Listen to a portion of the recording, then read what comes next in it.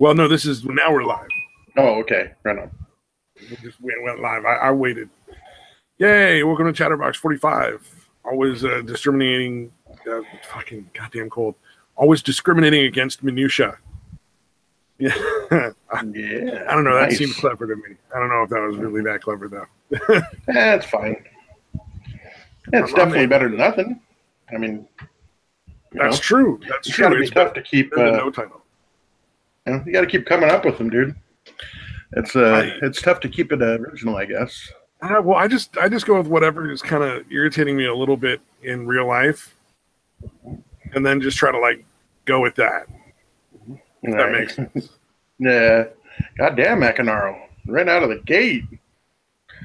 Oh, god damn it. I forgot to mute the thing. Sorry. I got all fucking... I'm opening up the chat. Macanaro is already there, man. Yeah. Did you send it out previously? Because it sounds like you've been here for a few minutes.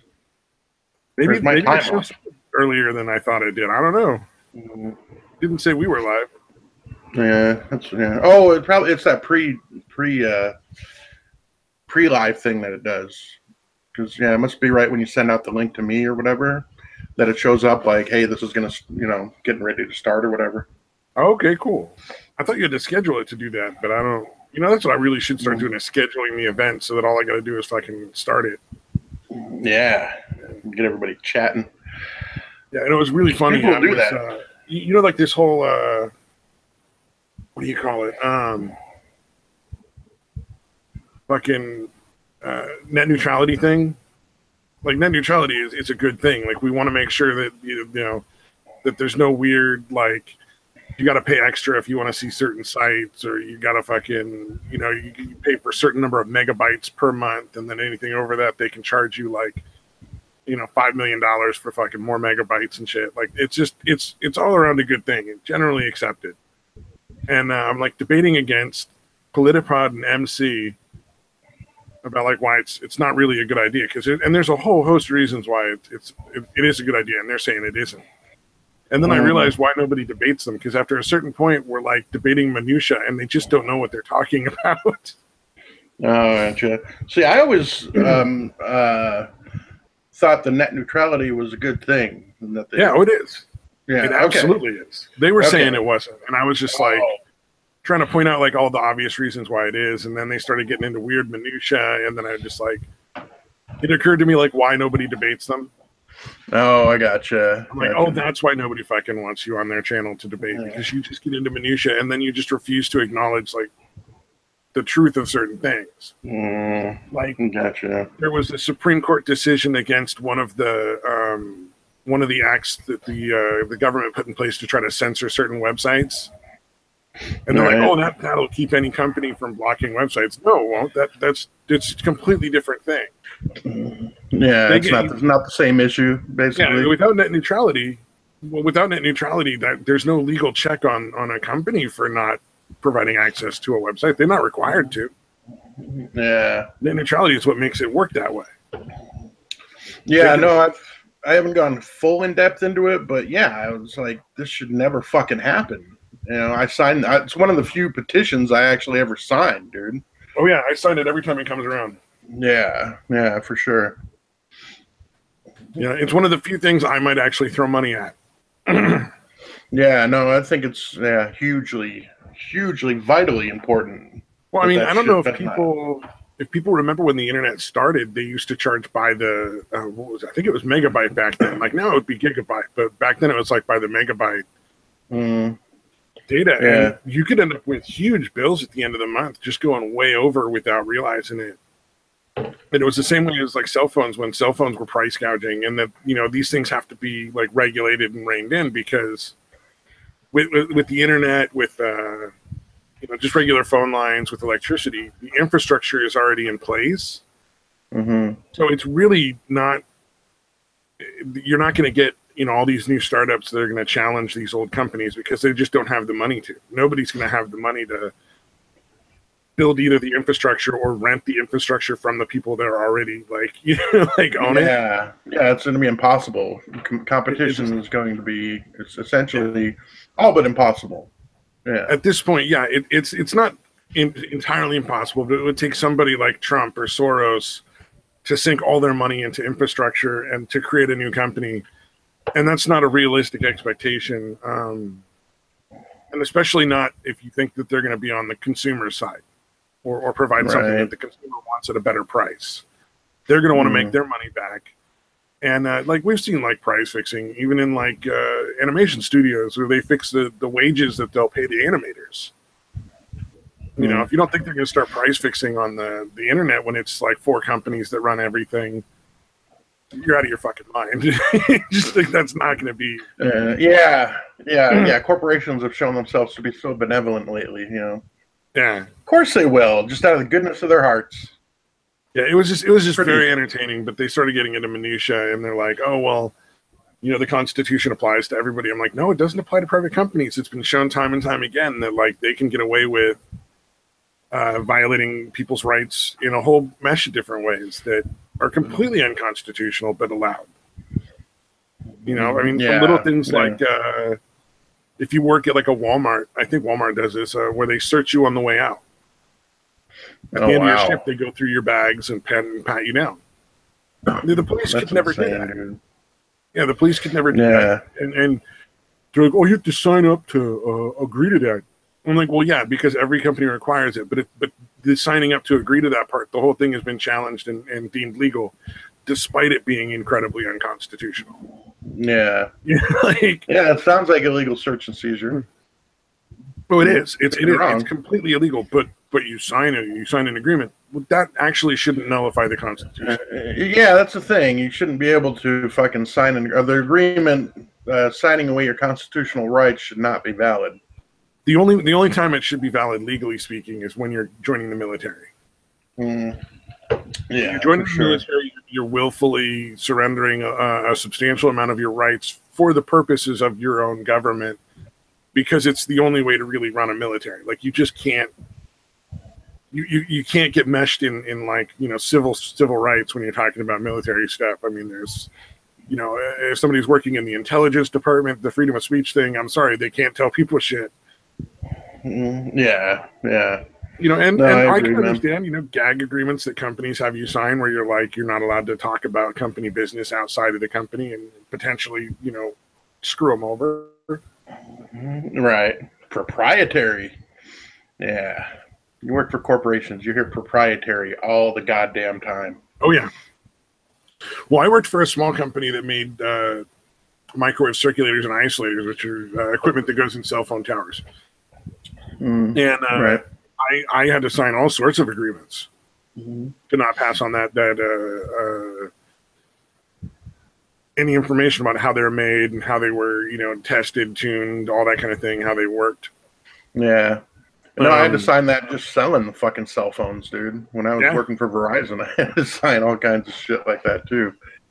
Oh, yeah. Proprietary and confidential. Everything says proprietary and confidential. To be fair to the place I worked at, that nobody else was making that stuff. Nobody else could. Right. He had them over a barrel, and he was making, you know, he'd make $1 million a month easy. Yeah, that's fucking, yeah. And that's just one dude with like, there were maybe 40 or 50 employees total at that company. Wow. Pulling in $1 million in profit a month, that's pretty good. And he wasn't ripping them off. Right. Like they were making a profit off of, you know, the product he was making as well. Yeah. You know, you spend $500 on an isolator, and then you don't have to spend $500,000 on your amplifier because the amplifier got burned out. So it's essentially it's a fancy circuit breaker for microwave signals. No, I gotcha. Yeah. Yeah.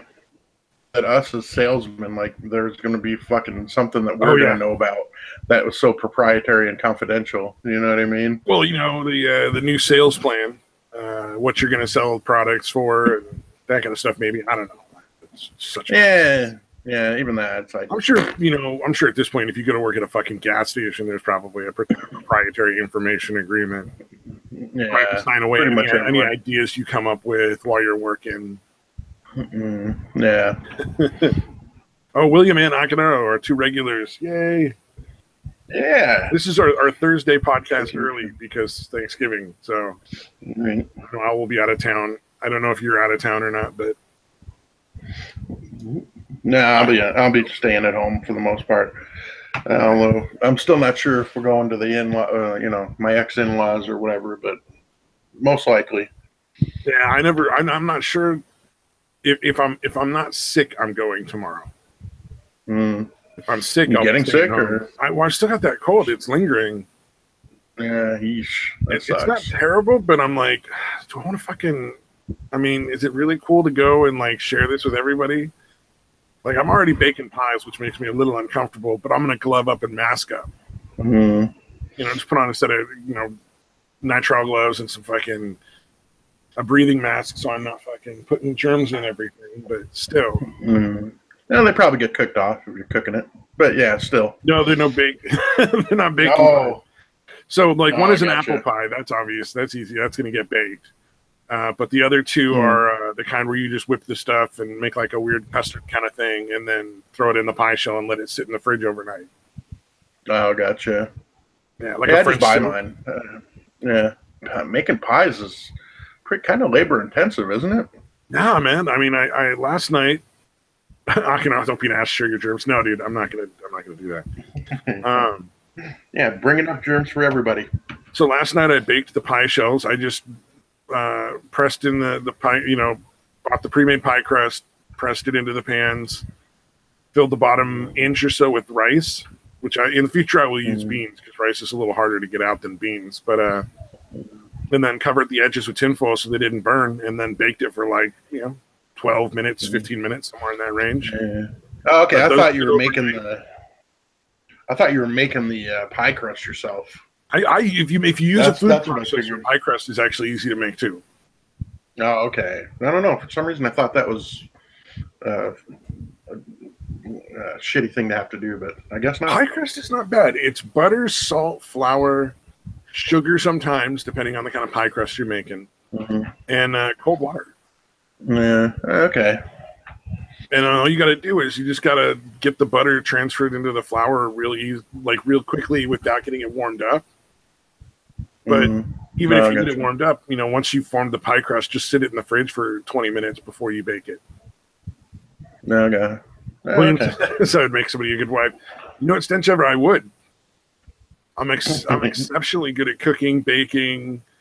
I can clean really well, and when I clean everything. I'm not quite as thorough, I think, as Deschwa is, but I get behind the toilet. I don't just clean like the top of it. All the nooks and crannies need to get clean too. I sweep out and mop out under the edges of the counters, not just the floor that you can see. Everybody's seen that kid, right? Oh yeah, dude. Yeah, they like corners. Sweep all the floor, but the edges under the countertops are fucking just dirty and filthy. You're like, what are you doing, kid? Yeah. No, like I said, I wouldn't mind cleaning if I didn't go all fucking OCD on it and fucking go over shit 10 times because I think I might have missed a tiny spot, That's what fucking drives me nuts about cleaning, dude. You know what, though? You know what I found? When I was living on my own with roommates, if the areas that I just kept clean on my own, like on a regular basis, I could keep that way though, much easier. And the only problems when you get is when nobody cleans, because there's there's a few people who are lazy as fuck and just refuse to ever clean up after themselves. Yeah, it builds up a lot.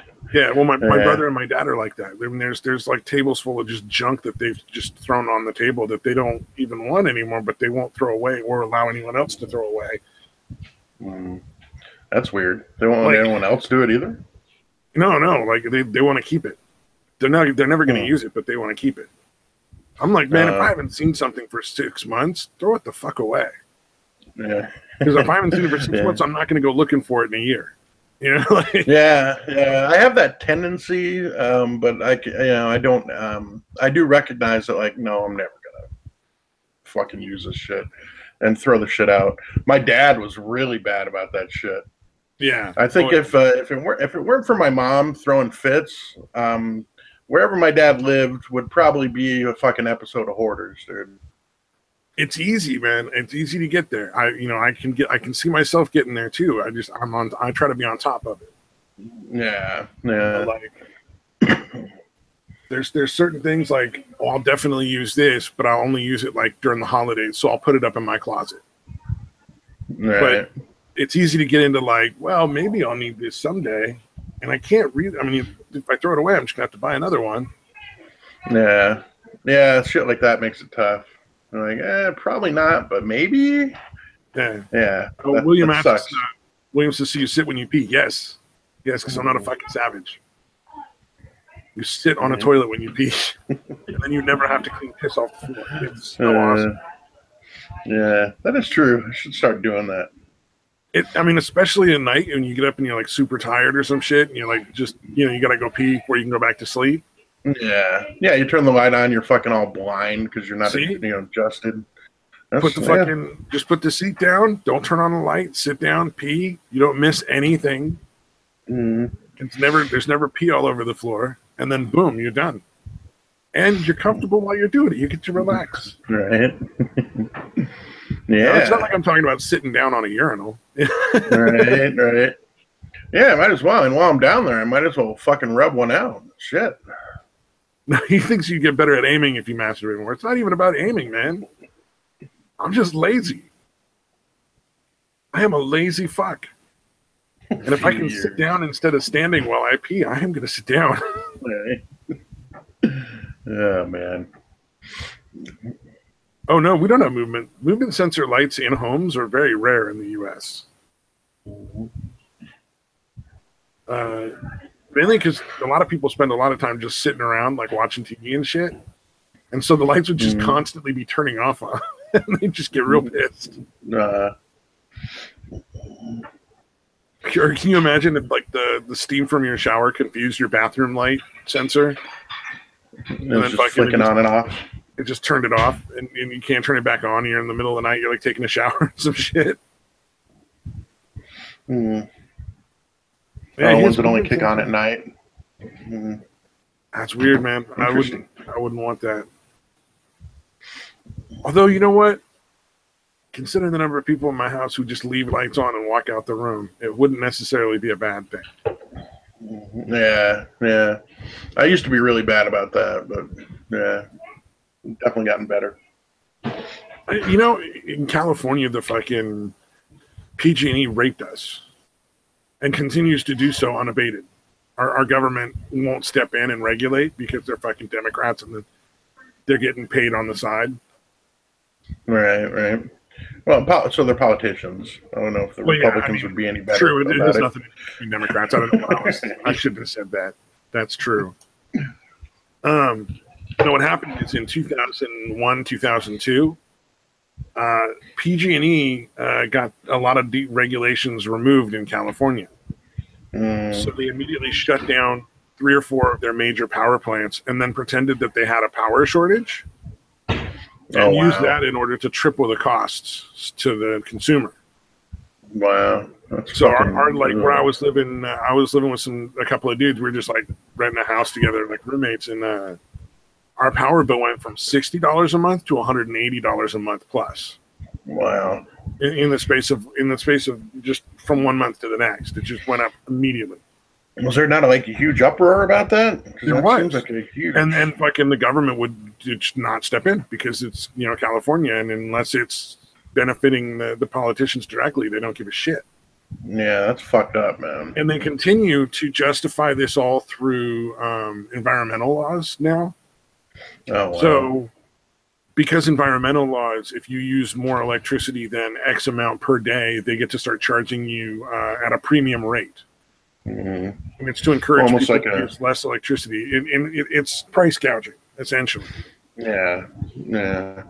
They're trying to couch it as being like a luxury tax almost. Essentially. Environmental, but it's really just, it's fucked up.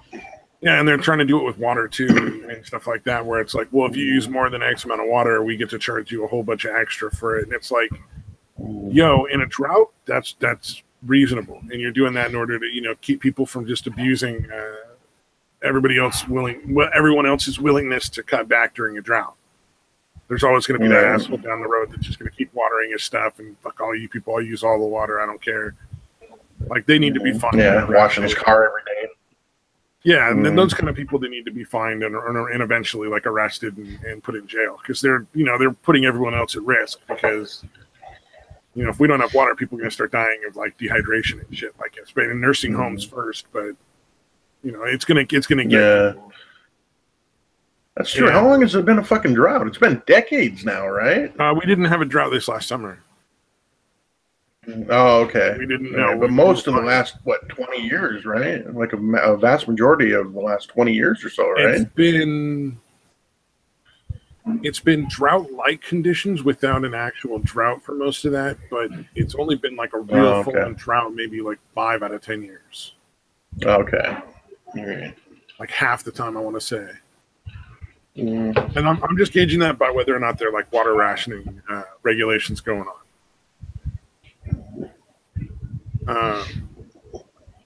But yeah, like when there's actual drought regulations going on, restrictions going on, it's like, yeah, I can understand that. But they want to do it like all the time. Yeah, that's pretty amazing, man. They fucking get away with it shouldn't be that amazing anymore. They're government-sponsored monopolies, and I do understand why people don't want the internet to become a government-sponsored monopoly.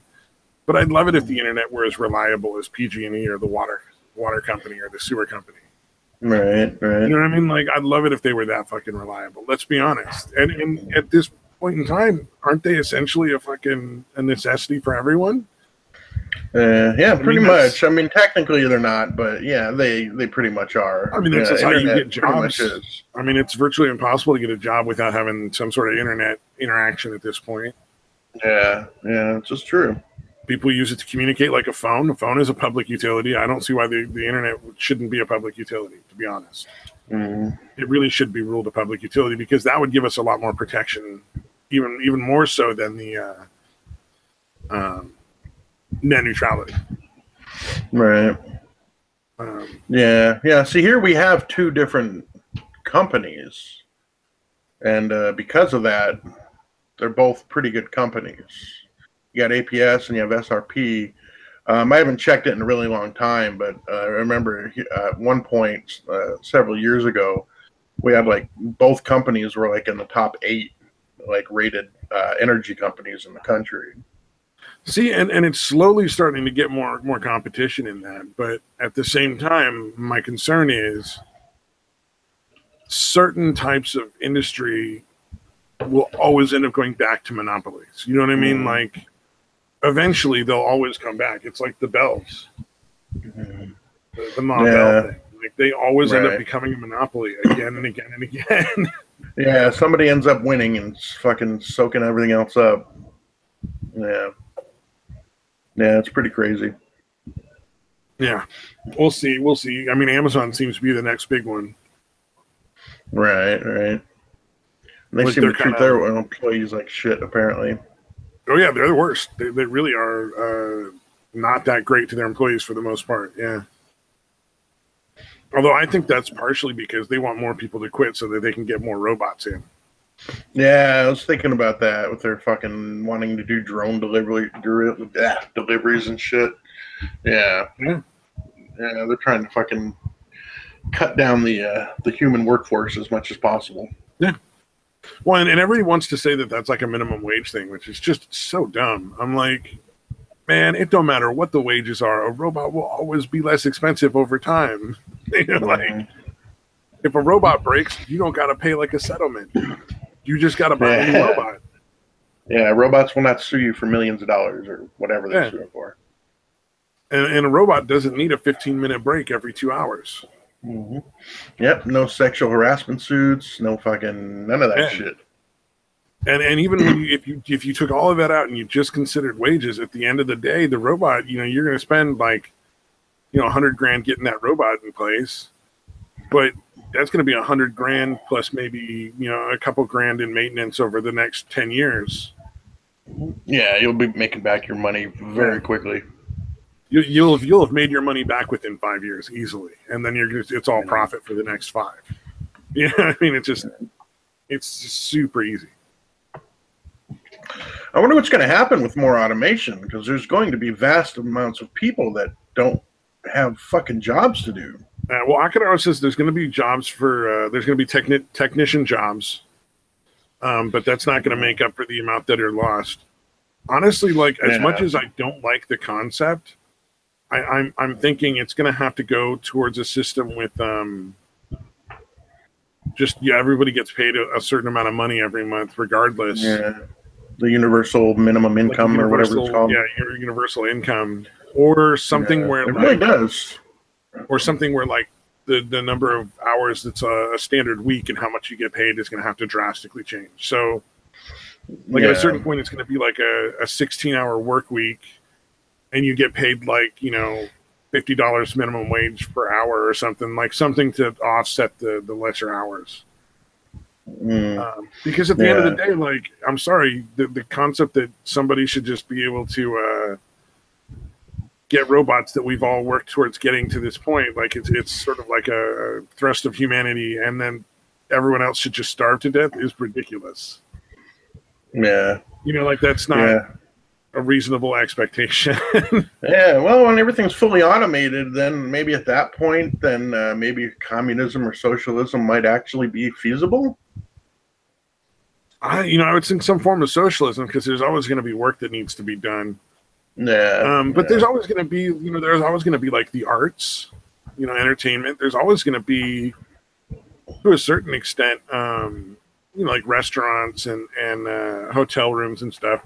Yeah, robots are going to be cool, but there's always going to be people who would prefer to go to a fancy hotel and have a person serve them food, or walk them up to their room with their luggage, or there's always going to be places for that. Yeah. Well, maybe not always, but it's not going to go out of style anytime soon. Yeah, it might get down to a point where it's extremely minimal. Like it's not, the majority of hotels are all automated and there's no people involved at all. But there's always going to be just a couple of luxury sort of kind of things. Yeah. No, I remember reading. Have you ever read any of the Foundation series by Asimov? Oh, I don't know if I have or haven't. Okay. Well, I assume you're at least familiar with who Isaac Asimov is, right? Oh, I know Isaac Asimov. Yeah. Oh, absolutely. Okay. Just making sure. All right, but he's basically in there. There's like a planet where basically everything is run by robots, and people literally never in each other's company. Everything's done by fucking video, like Skype and that kind of shit. Oh wow, I've seen a lot of things like that. So that's inspired a lot of movies and shows then. Yeah, he wrote the Foundation shit. Yeah, quite a long time ago. Yeah. Yeah, that's kind of crazy. Yeah, no, I've seen that seems like that inspired like WALL-E.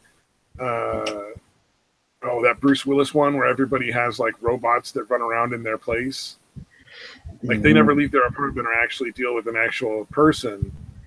They just like robot avatars. Yeah, they just sit in a chair and then like control the robot and then feel and see and taste everything the robot does. I don't remember that, dude. What the fuck was that? Oh, what was it called? I can't think of the name, but it was definitely a Bruce Willis one. It's definitely worth looking at. Yeah, it's a weird one. Check that out. But I've seen other stuff too. I can't think of offhand the names of, but I've seen other movies and shows and stuff where they kind of get into that realm. So it's interesting. Like that's the basis for a lot of people's inspiration. That's kind of cool. Yeah, well, Asimov has been a lot of, the Bicentennial Man was him. The one with Robin Williams playing the robot guy. iRobot was him. There's been a lot, dude. I'm gonna have to read some Asimov. I've probably read. I've read a lot of Heinlein. Oh yeah, Heinlein's good. The Stranger in a Strange Land. Is that him? Is that one thing? Yeah. Heinlein, Doorway in the Sky or Tunnel in the Sky. I can't remember which one it is. There's so much that he's written. There's so much. But like my grandpa knew it, and so like I always had like a. I was always encouraged to read all of his books. Earth Abides is a really good one from Heinlein. It's kind of an obscure title. I've only read The Stranger in a Strange Land, but that was a fucking amazing book, dude. I love that fucking book. Earth Abides is amazing. So the whole thing is predicated on there's this weird disease that nobody knows what it is, but it kills 95% of the people on the planet, 98%. Oh, wow. And so suddenly you got this dude who manages to survive because he got snake bit. He gets to fuck everybody to knock him up. Is that the one? No, not at all. Oh, shit. That was another one. I apologize. Go on. Nope. He just starts traveling around and then living off of this dead world, and then slowly starts meeting other people and building a society again. And it goes all the way to the point, and then like at the end, because nobody knows how to fucking do any of this stuff. Like they're just regular fucking folks. All right. Like technicians, engineers, scientists, any of that. Mm. So eventually it gets back to the point where the fucking people are like in a tribe with like bows and arrows and shit. Nice. Okay. Where they take like spoons sense. and coins and stuff to make arrowheads, and they don't really understand what any of this stuff is for, like cars, because they don't, none of these people knew how to keep them going or make gasoline. Mm. Yeah, so it was so far along that it was to the point where they forgot the purpose of a bunch of shit. Yeah, so essentially you get back into like sort of like the tribal, almost pioneer days too, going like wagons and horses and shit, but like they don't know how to make a car. They don't know how to make an airplane. Nobody's got a cell phone. Right. That makes sense. Yeah, it was definitely.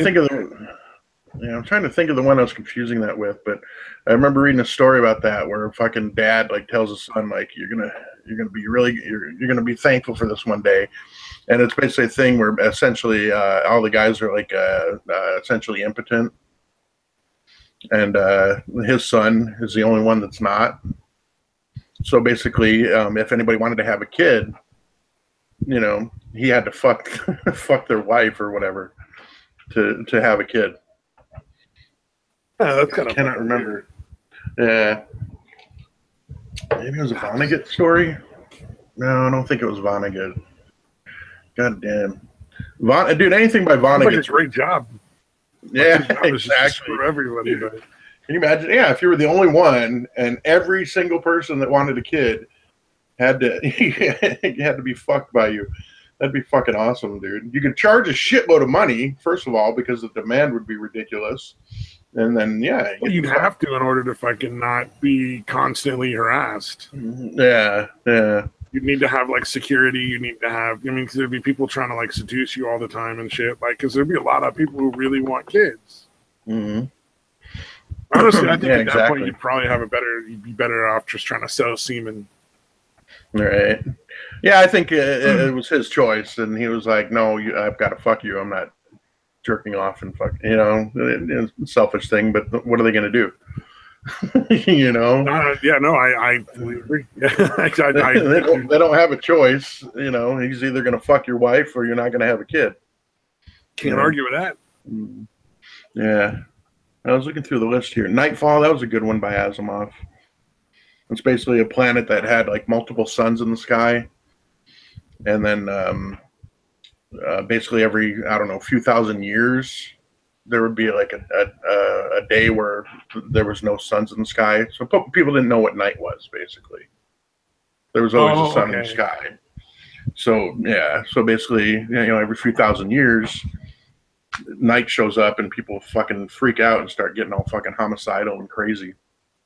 That's a pretty good one. Like everything is. I have no idea what this is. Right. Yeah. Let's see. Yeah, Bicentennial Man, I Robot, Formula of Death.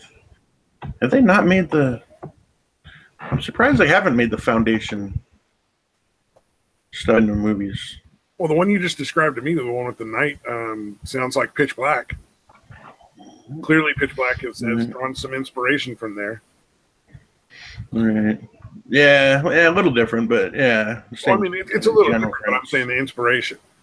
Where it's like there's no dark for like all this time, and then every so often there's like nighttime on this planet, and suddenly fucking these monsters come out and kill people. It's pretty similar. Yeah, except the people are the monsters essentially. But yeah, you're right. Well, I think the idea of the people become the monsters is more interesting. But I think the idea of having actual monsters instead of people means you don't got to pay Asimov. You know what I mean? Right. Exactly. That's enough of a twist. Yeah, you don't got to pay him shit. You just get you get all that money for yourself. It's a really good story. Right. Yeah. Looks like we lost everybody, man. Down to 2 viewers, just you and me. Damn it. Yeah. We ignored them too much. Yeah, well. No, I don't think we did. I think people just have shit to do. It's fucking the day before Thanksgiving. Mm-hmm. I mean, I went to the fucking store earlier. Oh my God. People are out of their fucking minds. Yeah, today was crazy. I went early. Mm-hmm. Yeah, and fucking holy shit. It was a lot busier than I thought. I was like, oh, if I get in early, I figured this afternoon and this evening would be crazy, but holy shit, yeah, even this morning, like 8 o'clock? Okay. It was pretty goddamn packed. Yeah. Luckily, the Aunt Hattie's potato rolls are on sale. Oh, right. Love those things. Yeah, I don't know if do they have those there. It's the company is called Aunt Hattie's, but they're potato, dinner rolls, potato dinner rolls. Nah, we don't have them here. Yeah, we always do. There's like rolls where they're not rolls, but like biscuits out of a can, like the Pillsbury or whatever. You pull the outer cardboard off, and then it pops open, and then you. Oh yeah, yeah, like the 100 ones. For Thanksgiving, we take those, and we arrange them in like a ring in a bundt cake pan. Oh, okay. And then you brush them down with like almost a stick of butter for a whole pan. Mm-hmm. And then you fucking sprinkle on poppy seeds on top and then bake that shit. And you get these just really buttery, light, fluffy biscuits with the little poppy seeds on them that you just turn the pan over and, it's like a bundt cake looking roll of them and you just pull them apart and take what you want. Yeah, that's pretty cool, man. It's kind of fun, I think it's one of those things like every family's got a different kind of like dinner roll that they do for like Thanksgiving. Yeah. My mom likes just the regular brown and serve ones. The ones that usually have like the little split in the top or whatever. Oh, I know what you're talking about. Yeah. Yeah, which they're good. But yeah, nothing like a potato roll for me, dude.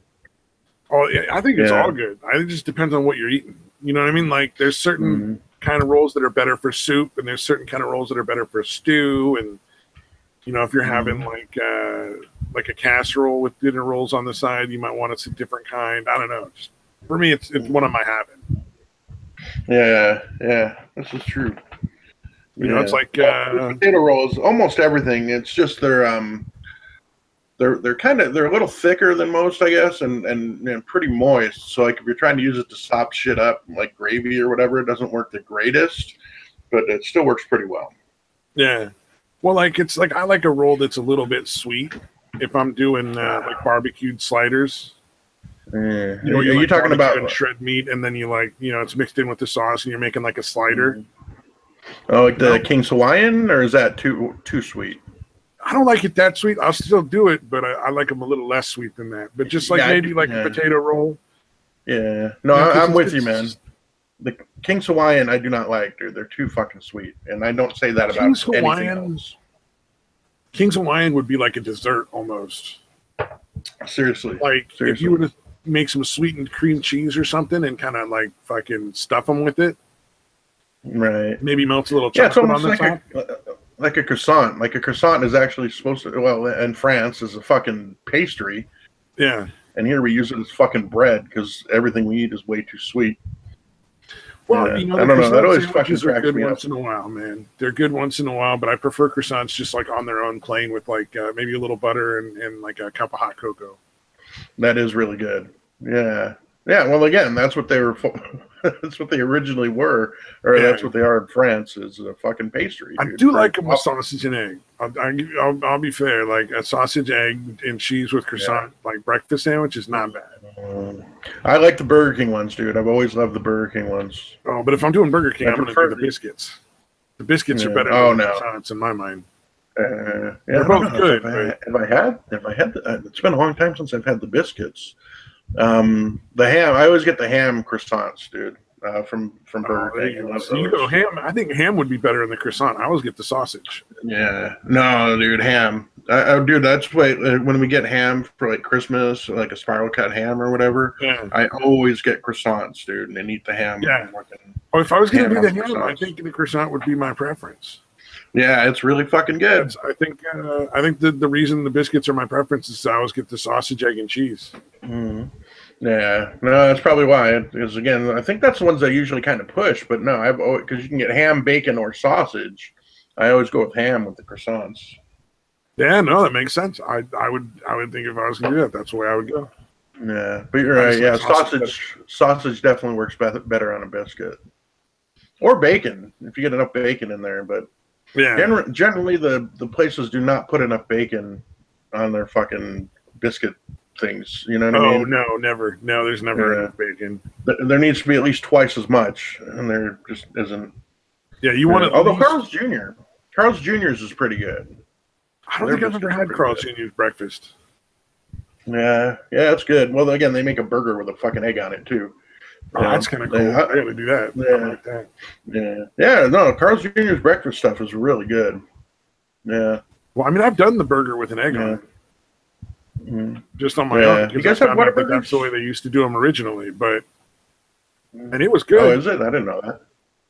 Yeah, originally the first hamburger was essentially you would just like a slice of thick, heavy bread, the meat patty, cheese, grilled onions, and a fried egg. Yeah, and it was that sound really good. And then from there, eventually it got like a slice of bread on both sides, and eventually they took out the egg and added the lettuce and tomato when it was cheaper to do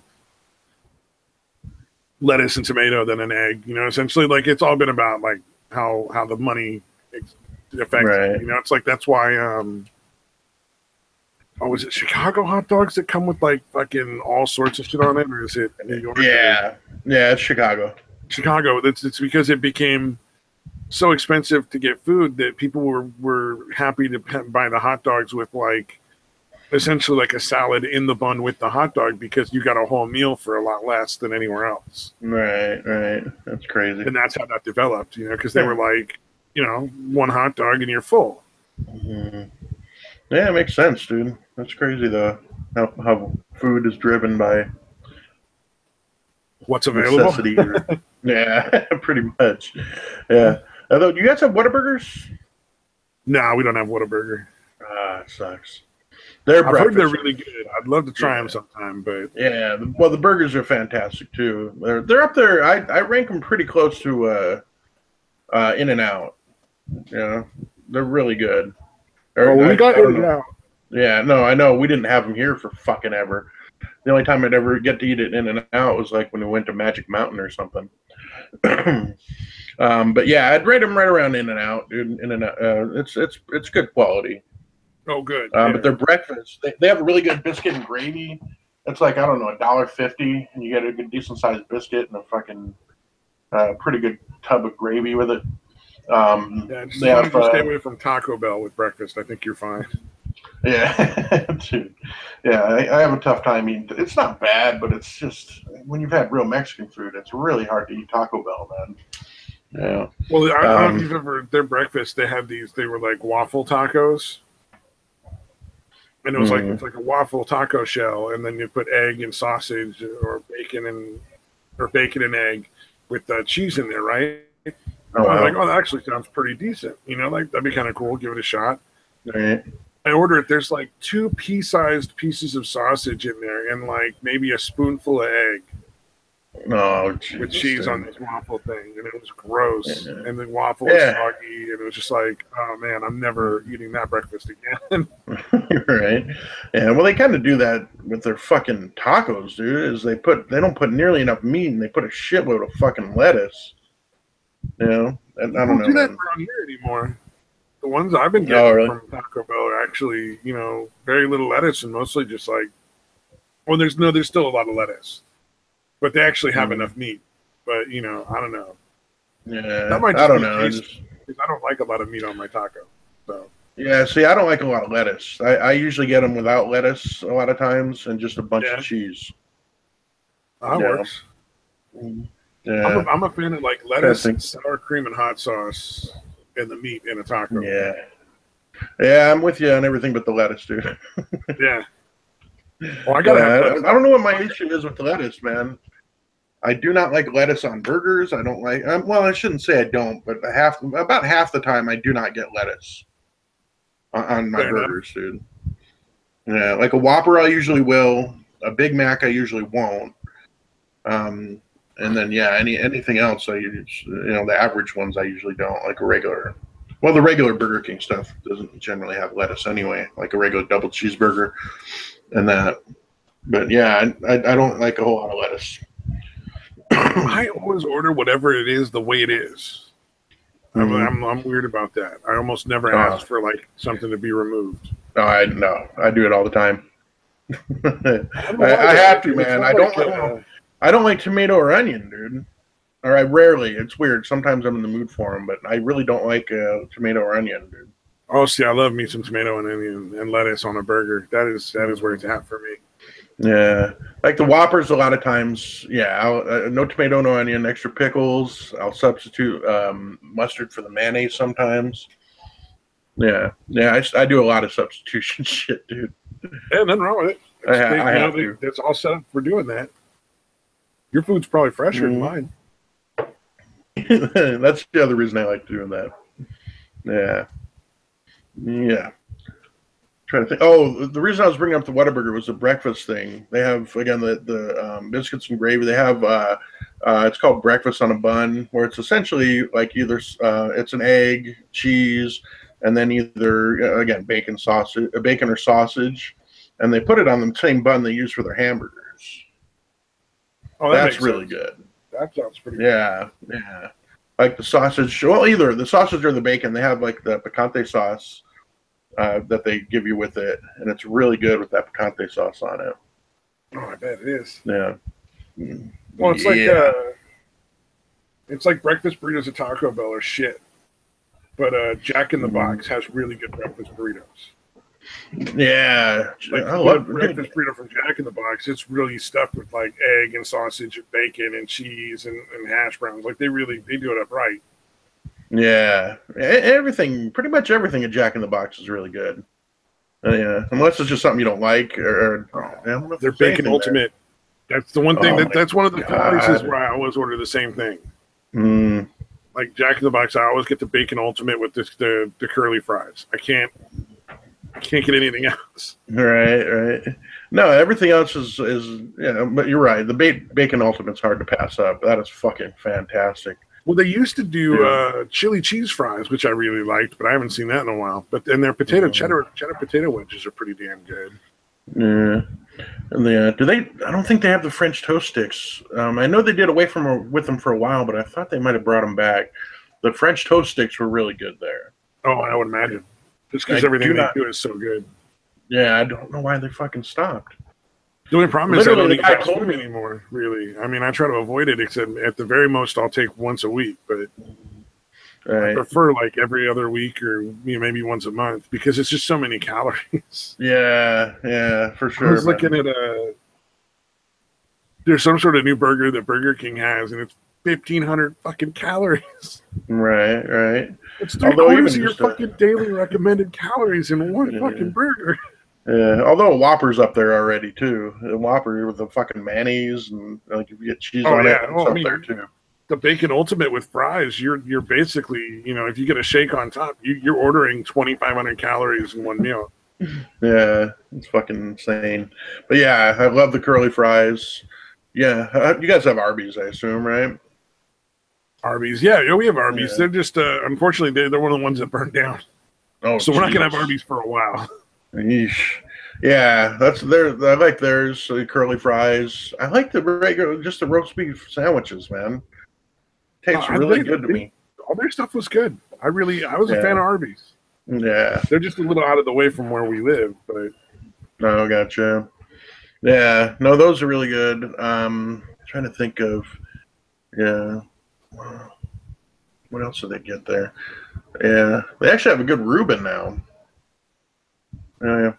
Oh, yeah? Yeah, Arby's makes a Reuben. It's pretty good. Cannot argue with that. Reuben sandwich is always good.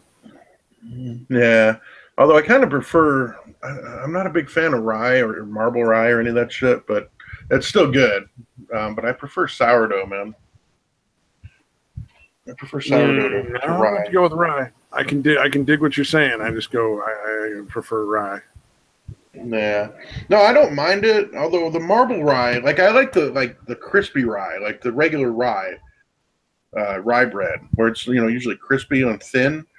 But the way they make the Reuben, it's like a marble rye, and it's like a pretty thick slice. There's 6 slices, and it's soft. I don't know why, but it messes me up. Okay. Well, then I'm just Yeah. talking about rye in general. I wouldn't, I would that actually doesn't sound very good. I haven't had their. I think the ones I haven't eaten much Arby's, but they're always like on a longer roll.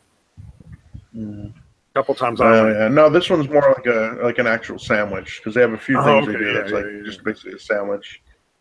Cracker Barrel actually has a decent Reuben.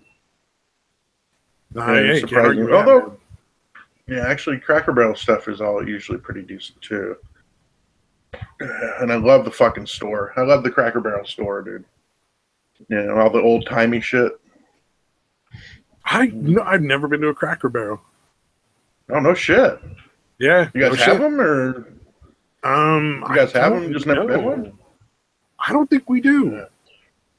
I think like if I was to drive up to Sacramento or some shit, or not up, but over to Sacramento, there would be. I think there's some over in that area, but I mean, you're talking 2-3 hour drive, right?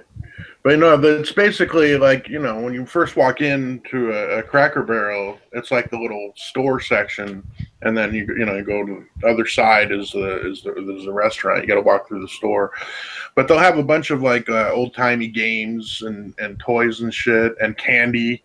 Like you'll find like the Necco wafers or the Sky bars, the Mellow bars. They're like Reese's, but they have marshmallow in them.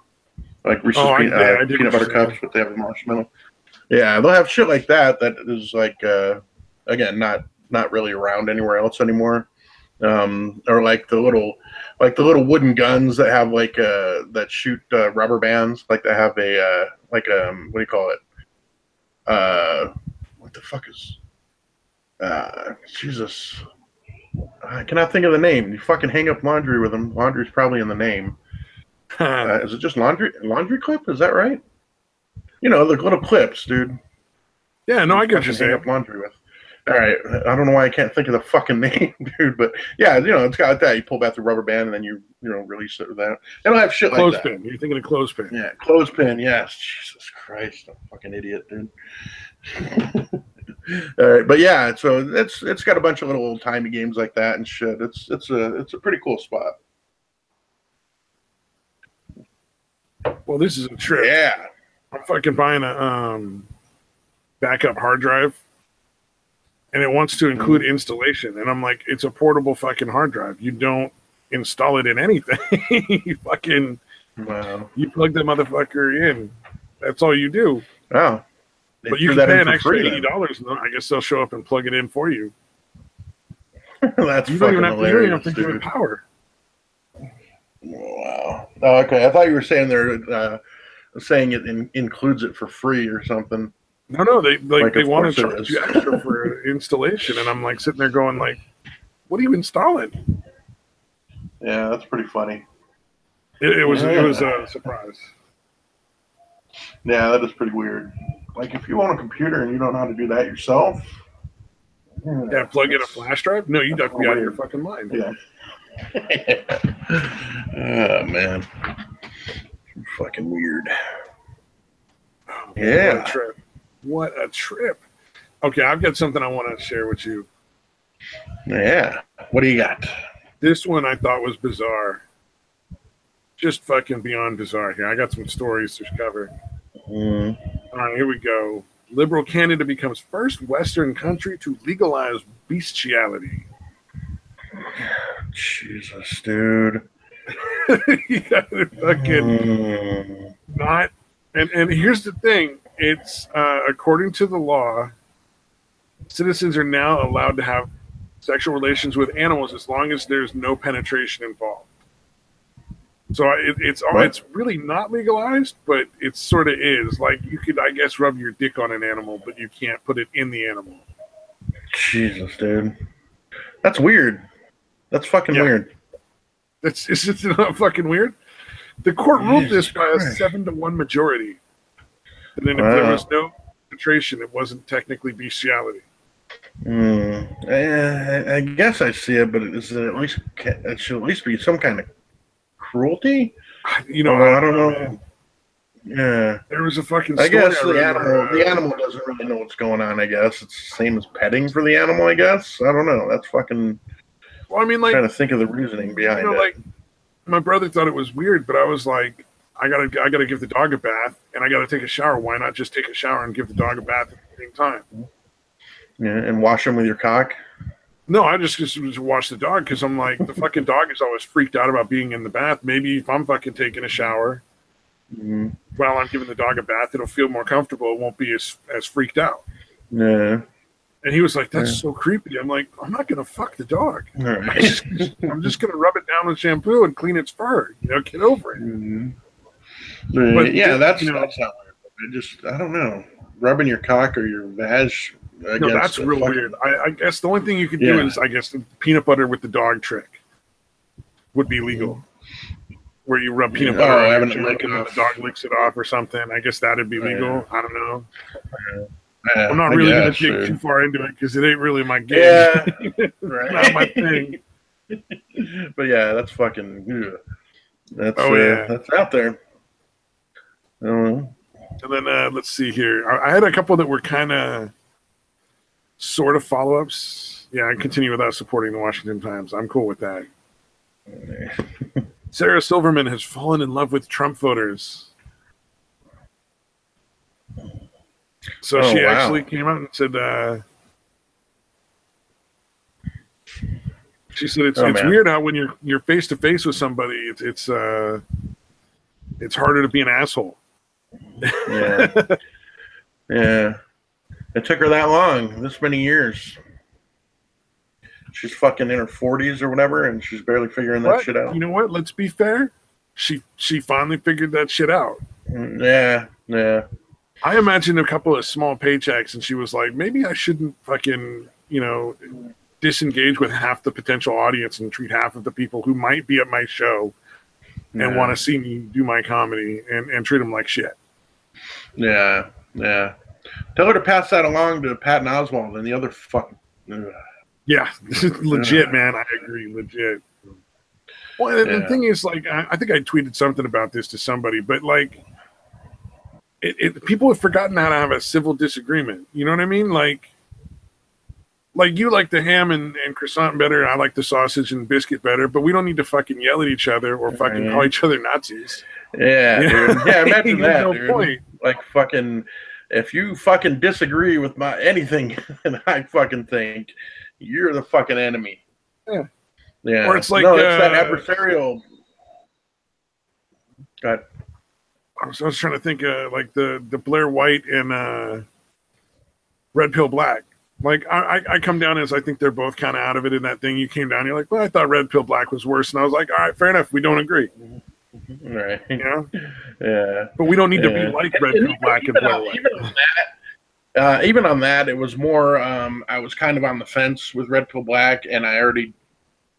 So my opinion of Blair White didn't change, but my opinion of Candace fucking fell. You know what I mean? Yeah, well, I didn't really particularly care for Red Pill Black from the beginning. Like, she was never, I mean, I didn't dislike her. I just wasn't, like, a fan. Now I don't like her because it's just getting crazy. Yeah, she's a fucking horrible person, too. Blair White's getting crazy and shit, too. Like, I was seeing some stuff that makes me think that almost everything she's been doing is totally fake. So, I don't know. Yeah. Oh, yeah, dude, did you see you don't follow Very Near, do you follow Very Nearly? I watched the Very Near Viral video, the one, the death of the skeptic community. Yeah, yeah. I give him points at the end for genuinely addressing a little bit, but I thought it was kind of shitty to just ignore some of the really good points that Liz made because Liz and Zeph are kind of behaving like assholes. I'm like, yeah. Some of what they said was ridiculous. Some of it was real. You can't just throw it all out because you don't. It was all hypocritical, but that does not mean it wasn't valid. You know what I mean? Or that some of it wasn't valid. Yeah. Because granted, there was a lot of shit that they said that wasn't valid. Right. But you can't throw out the good little nuggets along with the rest of the bullshit. You gotta admit, like, hey, maybe some of this is a little true. Yeah, but honestly, I give them props for doing that shit because they fucking call out whoever they fucking see as doing stupid shit. You know, in my comment on there, I said extra points because at the end of the video, you guys actually went through and addressed some of the very real issues. Yeah. I was very. No, I like them. I don't dislike Roy as much as I used to. I think he's all right, you know. But I just don't want to like Lacey. Yeah, dude, it's funny. If you can't pay to get here, you don't belong in the country. Like, I'm sorry. No, I'll pay Lacey's way, dude. I like Lacey a lot. Yeah, well, if it was, you have to choose one. Yeah, no, I think Schmeckel had sent something out earlier saying, "Hey, we're 1/6 of the way to paying Roy and Lacey's way here," and I'm like, "Hey, if you took just Lacey, you'd be 1/3 of the way there right now." Yep. I don't think they're going to get the funding for it.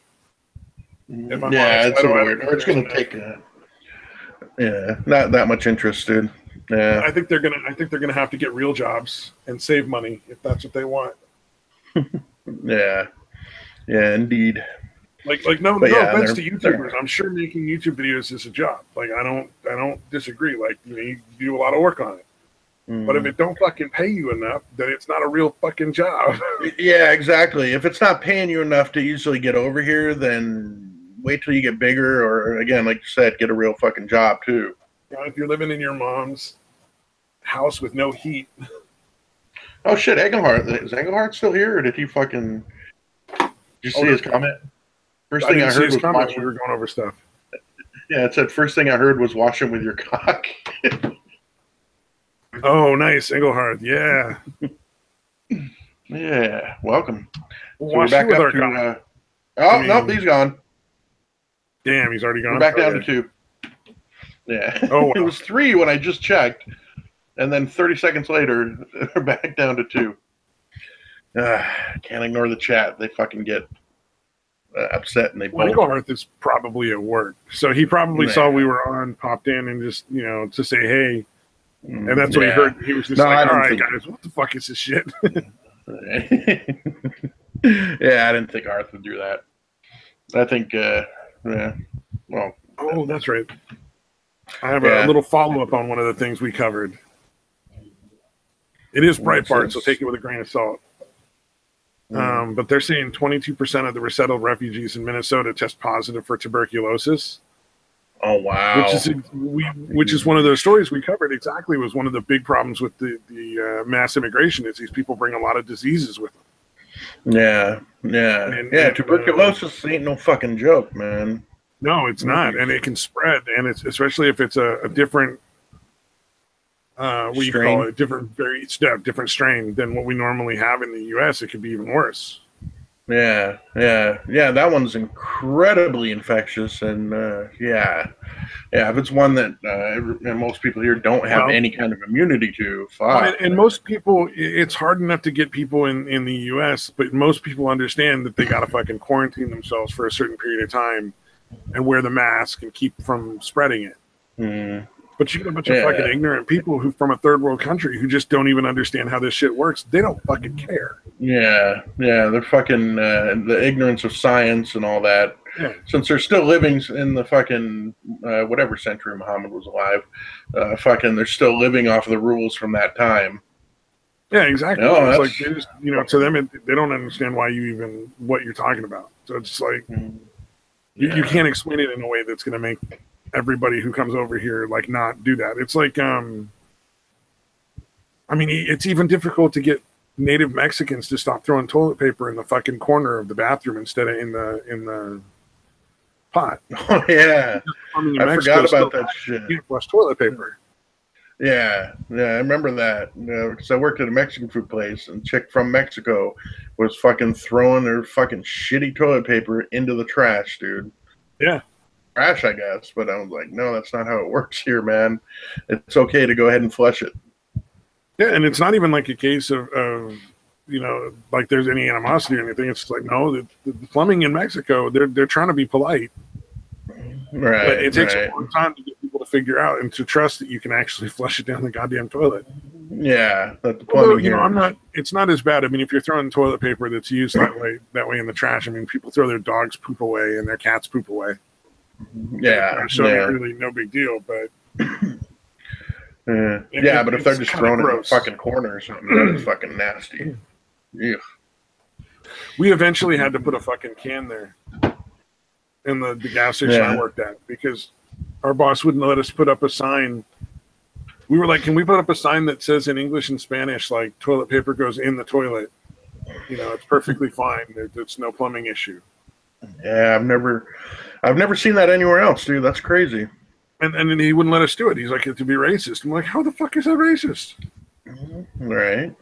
Nobody's doing this to be hateful. We're just saying, like, yo, dudes, it ain't like where you used to live. You can do right. This is how you do it here. What if we put it also in French and German? Would that make it less racist if we put it in a couple other languages?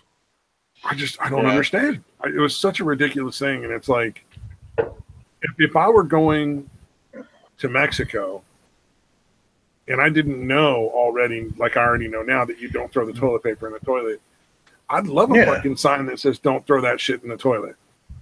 Yeah, I'd hate to be the one that's topped it up because nobody fucking bothered to tell me. I don't want to be the asshole that broke somebody's plumbing. Yeah. Literally. Yeah. Right. Yeah. It's crazy, man. Yeah, it's just one of those things where it's like, I would want to be fucking told.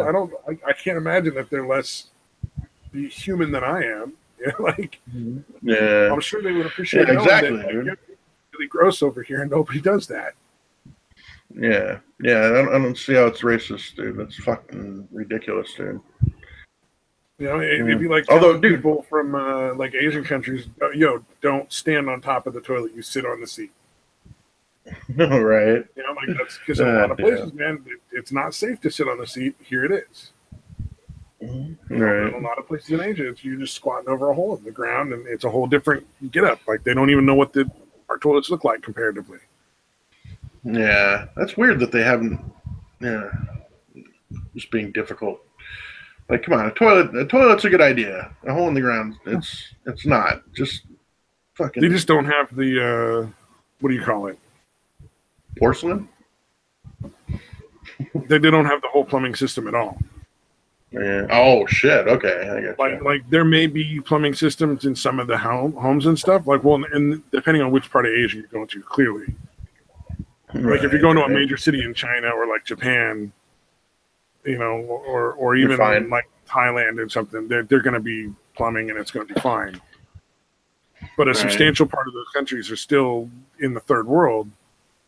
Well, not in Japan, but a substantial part of like China still lives in the third world. A substantial part of like all these other Asian countries, various ones are still in the third world, and they just like have a hole in the ground that they shit in. It's like India that used to shit on the fucking street. I mean. Yeah. But even that, like you could build an outhouse type thing. Like even if it's rudimentary, you could have something to sit on, dude. That's just not how they do that. They consider it healthier to squat.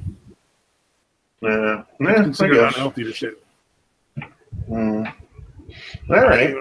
Just a cultural thing. How it works. Yeah. Although getting back to the tuberculosis thing, for once, I'm hoping that society is really, really insular and doesn't interact a whole lot with anyone else. Yeah, you don't want that to spread. I'm okay with them not integrating, at least until the tuberculosis thing is cleared up. Yeah, which probably will never happen. Yeah, no shit. Let's see. I had a couple other ones that were pretty funny. This was pretty fucking funny. This one I thought was pretty fucking hilarious, just from a general like, what? So apparently, this student in one of the major colleges decided that being outdoors is a form of white supremacy. Yeah, I wish. I wish I could fucking be surprised anymore, dude. I know. Like, I saw that and I'm like, of course they do. You know what I mean? Of course they fucking think that. It's really getting bad, And again, the one fucking place I feel the most sorry for is The Onion, and anybody that does parody shit like that. True or not? Because it's everything else. Well, you can't top it, dude. They're fucking crazier than anything you could make up, dude. Yeah. Here we go. Historically, white people in imperialist conquests have appropriated land as their own. North America rightfully belongs to indigenous communities, yet it has been taken away from them by force. Consequently, a false sense of ownership of nature permeates white America. Yeah. Dude, I seriously think anything done in the social sciences, to qualify as peer-reviewed, all you have to do is be able to state it without bursting into laughter, and that's fucking peer-reviewed. Well, and then here he's talking about how, like, criteria. What is he saying? That it's okay if you're taking black people out as friends to enjoy the outdoors.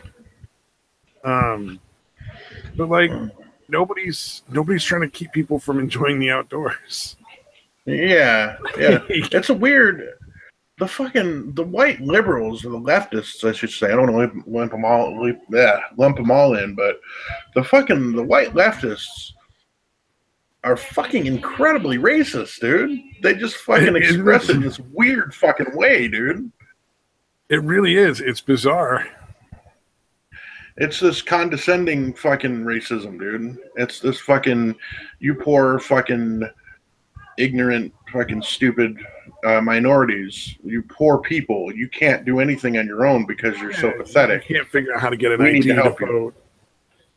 Yeah. You poor ignorant black people, you couldn't possibly get, a driver's license or a state ID. I mean, come on, man. Mm-hmm. Yeah. Like, fucking $20 and a fucking, hour wait in line. Everybody can get a fucking ID. It's not hard. I can't wait for the day when all the minorities realize that these fucking white people are fucking way more racist than any as racist. The guy goes around talking to black people about that, right? Mm-hmm. And they're all they're like, what the fuck are you talking about? Racist. Of course I have an ID. Yeah, and they're all like, that's super racist. Like, yeah. They're like, it's nice that he thinks he's helping, but that's really fucking racist. Yeah, and the dude has no idea. Thinks he's a wonderful person. Yeah, they think they're fucking great for fucking looking out for the minorities. And here's the thing about like the really hardcore outdoors community, the people that like to go camping and stuff. They want more people to be into it because they want more people to help protect the land that still is free to camp in. Right. I mean, like there's always big businesses trying to take up this land that really belongs to all of us. Yeah. I mean, I was either Florida or Texas recently took something like 50,000 acres of BLM land back, and took it away from us. And it's like they shouldn't even be able to do that, but it's technically not their land to take. It's our land. They're just they're just taking care of it, essentially. That's why it's called the Bureau of Land Management. Yeah. That's one thing I liked about Flagstaff, the town I lived up there for a couple of years. They did not want to expand. They did not want, like, there's a bunch of land owned by, the government, BLM or whoever, and they would very rarely ever sell any of it off to developers or anyone else because they wanted to keep shit as is. They didn't want more of nature to be getting, continuously gobbled up. Yeah. Well, I mean, it's a losing battle, but it's nice when people are willing to fight, at least for a while. Yeah. So, that's why it's still a nice place. Yeah, that's why it's still a nice little town, dude. Yeah. Oh, yeah. I fully agree. Because it's, I don't know, man. They keep making more and more developments here in my town, and it just keeps getting bigger and fuller, and people get more and more assholey. Yeah. I was at Oliver's, because they're the only ones that have mascarpone cheese, and I don't know if you when you buy a pie and it's got that sort of whipped cream topping, but it's firmer. and it doesn't like melt like whipped cream does. No, okay. I don't know how they make it. I imagine with stabilizers and all sorts of shit that's not good for you. But if you take a standard whipped cream recipe and add 1 or 2 tablespoons of mascarpone cheese, you get the same thing, and it actually tastes a little bit more like a real food dessert. And it does the same thing where you can put the whipped topping on and it doesn't melt or any of that kind of stuff. Yeah. Okay. Right on. Yeah, and so I was buying mascarpone because it's a Italian dessert cheese. You don't really find it in other places. Also, if you're ever making a cheesecake, you can take and replace 1/3 of the cream cheese with mascarpone, and it comes out like lighter and fluffier and a little sweeter. Nice. It depends on your taste. You know, like you might like it that way, you might not want it that way. It just depends. Yeah. Yeah, it's tough, the cheese thing. Although there's a place back in upstate New York that had a chocolate that was mixed with cheese, and it tasted fucking fantastic, dude. It was so goddamn that's probably good. a mascarpone cheese then. Yeah, something real similar. Yeah, I can't remember. I never found out what the hell the cheese was, but man, whatever it was really creamy. It's like cream cheese. It's like cream cheese, but softer and smoother, and it's a little bit sweet. It's just barely on its own. It's just a little bit sweet, and so it's used in all sorts of desserts. So it would be surprising if it wasn't something really similar, if not mascarpone itself. Yeah, I'm gonna try to look it up here and see. But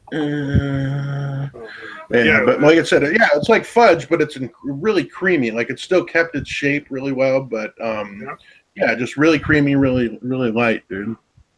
But it sounds what you're describing to me. Find out. Like I might have to try making with mascarpone. But if that's not what, let's see if it actually try to make that. I have a bunch of leftover mascarpone. I got to do something with it. Right. Yeah, let me see. I'm going to their website and trying to figure out. But no, it was just like all over Oliver's. The people were just so fucking rude and like frantic. And it's like 10:30 in the morning. It was stuffed full of way too many people. Was this today you're talking about? Or? Yeah, this morning. It was crazy at like 10:30 in the morning, man. I don't know. Yeah, but then I got that sucks, dude. It was really busy, but people weren't assholes, and so I'm wondering if it's just like, like because Oliver's is more of a hipster kind of Whole Foods kind of store. Like, it could be because when I went this morning, where I went to the Fry's, which is. Well, it's owned by Kroger. Again, Ralph's is owned by Kroger too. It's whatever. I don't know if there's a different equivalent there, but it was a shitload of people. But yeah, nobody was, fucking in a hurry. Everybody was nice. Like, oh, excuse me, fucking Safeway really nice, dude. Safeway was like that. It was full. I mean, there were definitely a lot of people there, but everybody was like, "Yeah, I'm gonna get my thing, but I don't need to be in like a fucking." Knockdown, drag out fight to get the last this, that, or the other thing. Yeah, that's weird. Oh, hey, Mad Metal Man, what's up? What happened? You are welcome to join for a little bit if you want, Mr. Mad Metal. Yeah, come on, join us. I'm not familiar with you, but if Stabby's willing to vouch for you, you get probably all right. I've streamed with him before. He's a cool guy. Right on. Yeah, send him the link. Yeah, I just put it in the chat. I figured there's one guy in the chat. So. Right. It's the same as DMing him at this point. Right. Yeah. I was hoping Tim could make it, but I guess not. That happens. Oh well. Yeah, Base Mama said when she said something. She said she was trying to convince academics to come to Kilroy for free or something like that, and it's not going well. Yeah, something along those lines. Yeesh. Dude, I got a question, dude. I had responded to somebody's comment to the very nearly viral video asking who was the lunatic screaming, and I kind of laid it out. It's Princess Buttercup. She's insane. Whatever. Oh yeah. Kind of. I mean, I went a little more in depth on it, but fucking Yobi responds. comment saying, so Princess Buttercup's yelling is unacceptable, and yet Tonka Saw's is A-okay? Like, something like that. Yeah. And I don't know, man. I don't like not responding to people, but I don't see the point in responding to Zeph or fucking Yobi. Or them, dude. Yeah, Yobi is an I wouldn't bother. Yeah, that's what I was thinking, man, because I kind of feel bad about it. I was going to respond and be like, well, there's a difference. Like, she's insane, and Takasaw is playing a fucking role. He's giving those fucking customers what they want. You know what I mean? Yeah, I'm not a fan of either of them. But I will say that Takasaw is generally more good-natured. Yeah, and he's playing he's playing a role, in my opinion, because I heard him on I've fucking seen him on the Kumite. He's not constantly fucking yelling on the Kumite, you know? He's fucking talking, discussing shit or whatever. You know, when he gets into the fucking arguments, that's how they go, dude. Like, that's what his fans want, dude. My issue with Takasaw is not the yelling in as much as he doesn't really logically parse things through and just sides with whatever his friends say. And then he'll yell in order to get somebody to agree with him instead of having a debate. But that's not what that's not what he does on his show anyway. Like, that's not what that's for. Right. It's entertainment, dude. Yeah, which is why I tend to not watch it very much. Yeah. Today's I watched it, and it's with, I don't know who Carl Reed is, but he just yells a lot, Carl Reed was on there? That's got to be funny. Yeah, no, he just yelled a bunch of insults, and the other guys, eventually the other people just start laughing. Yeah, well, Carl Reed is just out of his fucking mind. Like, that guy is a weird dude.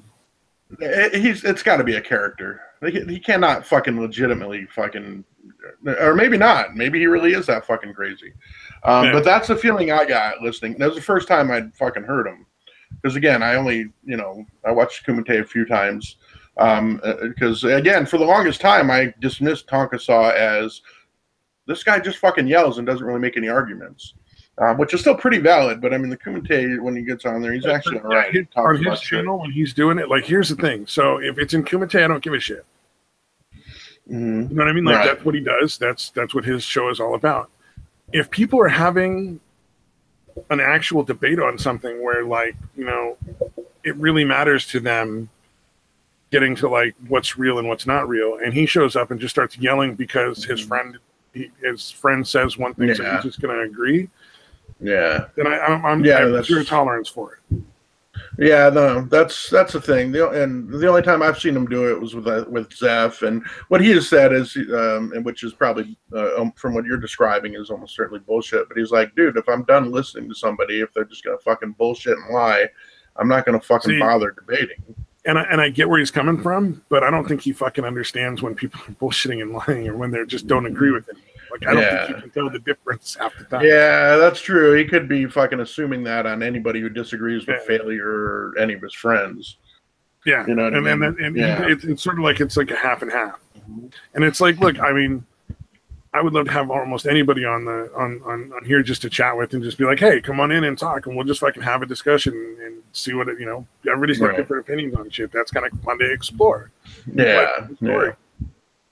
Mm-hmm. No, they're just kind of the extreme example of that. That's the kind of the big issue I have with most of the quote unquote skeptic community too, is that a lot of that's going on now. They're just kind of the most extreme example of that, of the not really fucking arguing shit and just fucking backing up your friends, and accepting what they say without investigating yourself. Again, all the shit that they used to bitch about the SJWs for, they're now doing. Exactly. That's one of those things I've noticed a lot in the skeptic trademark community. With like Worski and Jeff and Blair and some black guy. I mean, the list goes on and on and on and on. Yeah. I think it was sort of inevitable, though. Like, I don't think that there's any money. Like, they're just not going to make the same kind of money if they don't do the gotcha videos and the.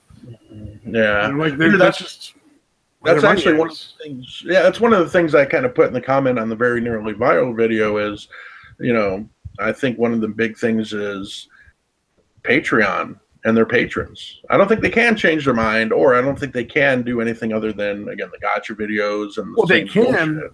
They can. It's just it's going to risk their income. Right. That's what I'm saying. That's that's why it's sort of similar to the reason why corporations bow down to everybody. Right. Yeah, they're afraid of losing money. SJW is starting to become skeptic justice warrior. Dude, the horseshoe theory. The horseshoe theory is becoming absolutely more and more real every fucking day. Matt Christensen, who does Beauty in the Beta, Matt Christensen, it's on the Matt Christensen channel. I really like the way he does commentary on the news and social issues, because he goes out of his way to provide as much as he can on both sides of an issue. Yeah, and he generally will start with the facts, and he'll tell you what his opinion is. He'll discern between, hey, this seems to be the facts, and here's my opinion on it. And he will also give you the argument that they will use, and he'll try to do it to the most strongest argument possible. Yeah. No, dude, I'm the one that told you about it. No. I'm just saying, because Mad Metal Man's in the audience too here, man. And I'm just I really like that style where he really tries to give you the other side. Yeah. Like, we just laugh at this silliest, weird shit, but we're not trying to fucking pick apart anybody's fucking ideology. Right. Yeah. We somebody said it's racist for white people to be outdoorsy. That's fucking funny. It's just weird. That's ridiculous.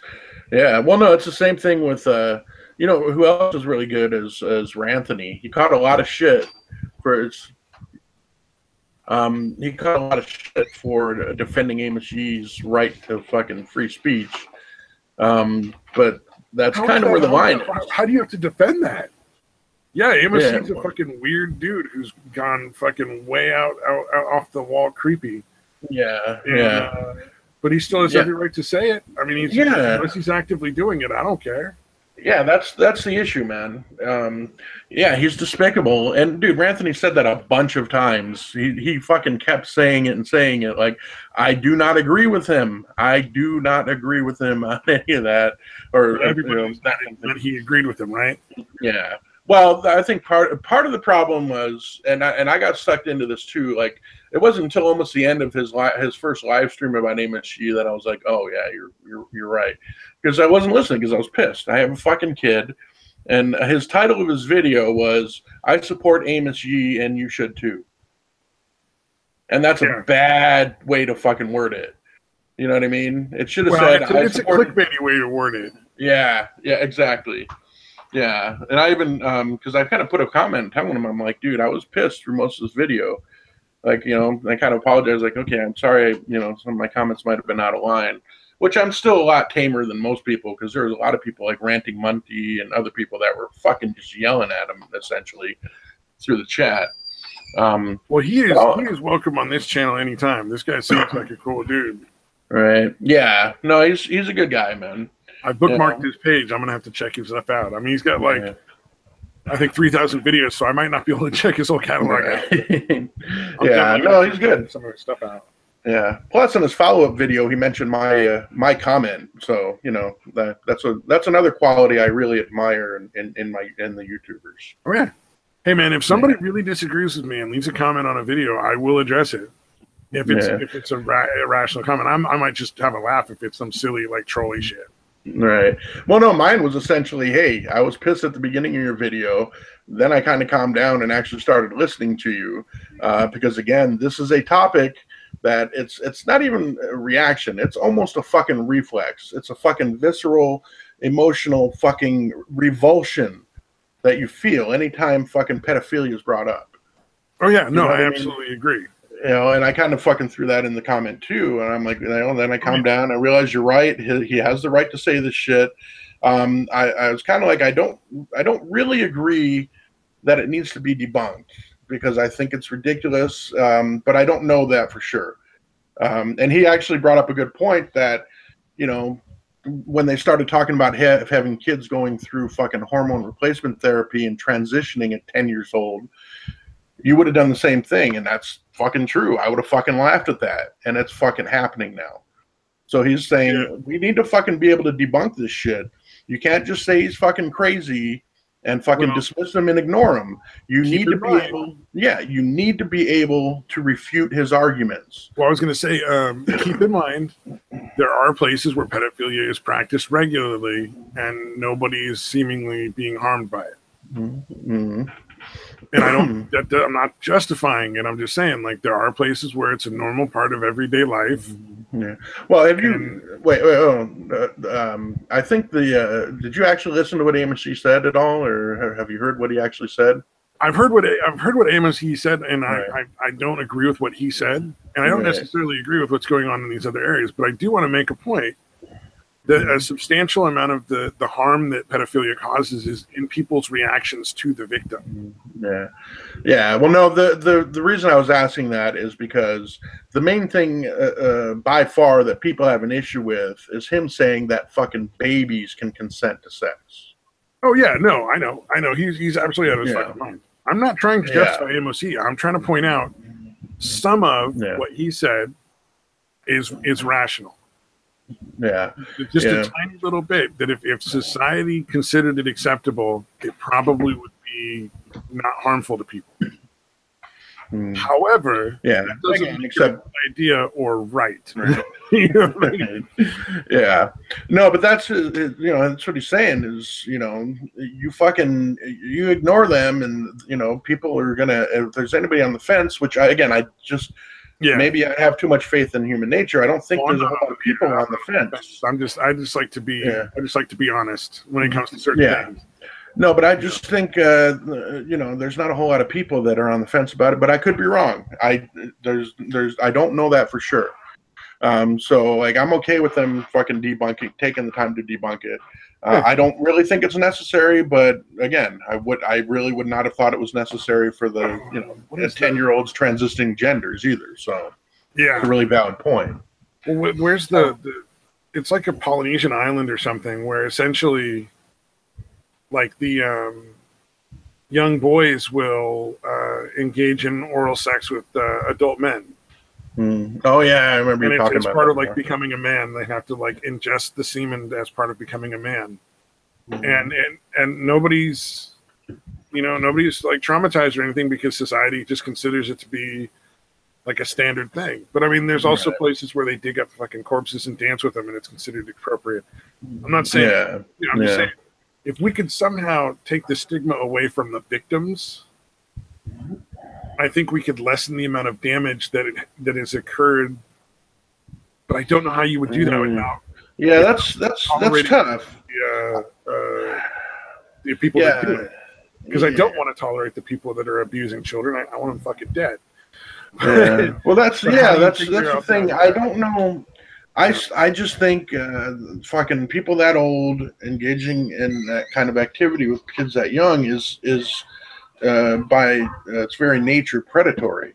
I don't know that can change. I think that's just the way it is. No, I don't think it can. I don't think it should. I'm saying, can we figure out how to destigmatize the victims? Yeah. Oh, okay, I got you.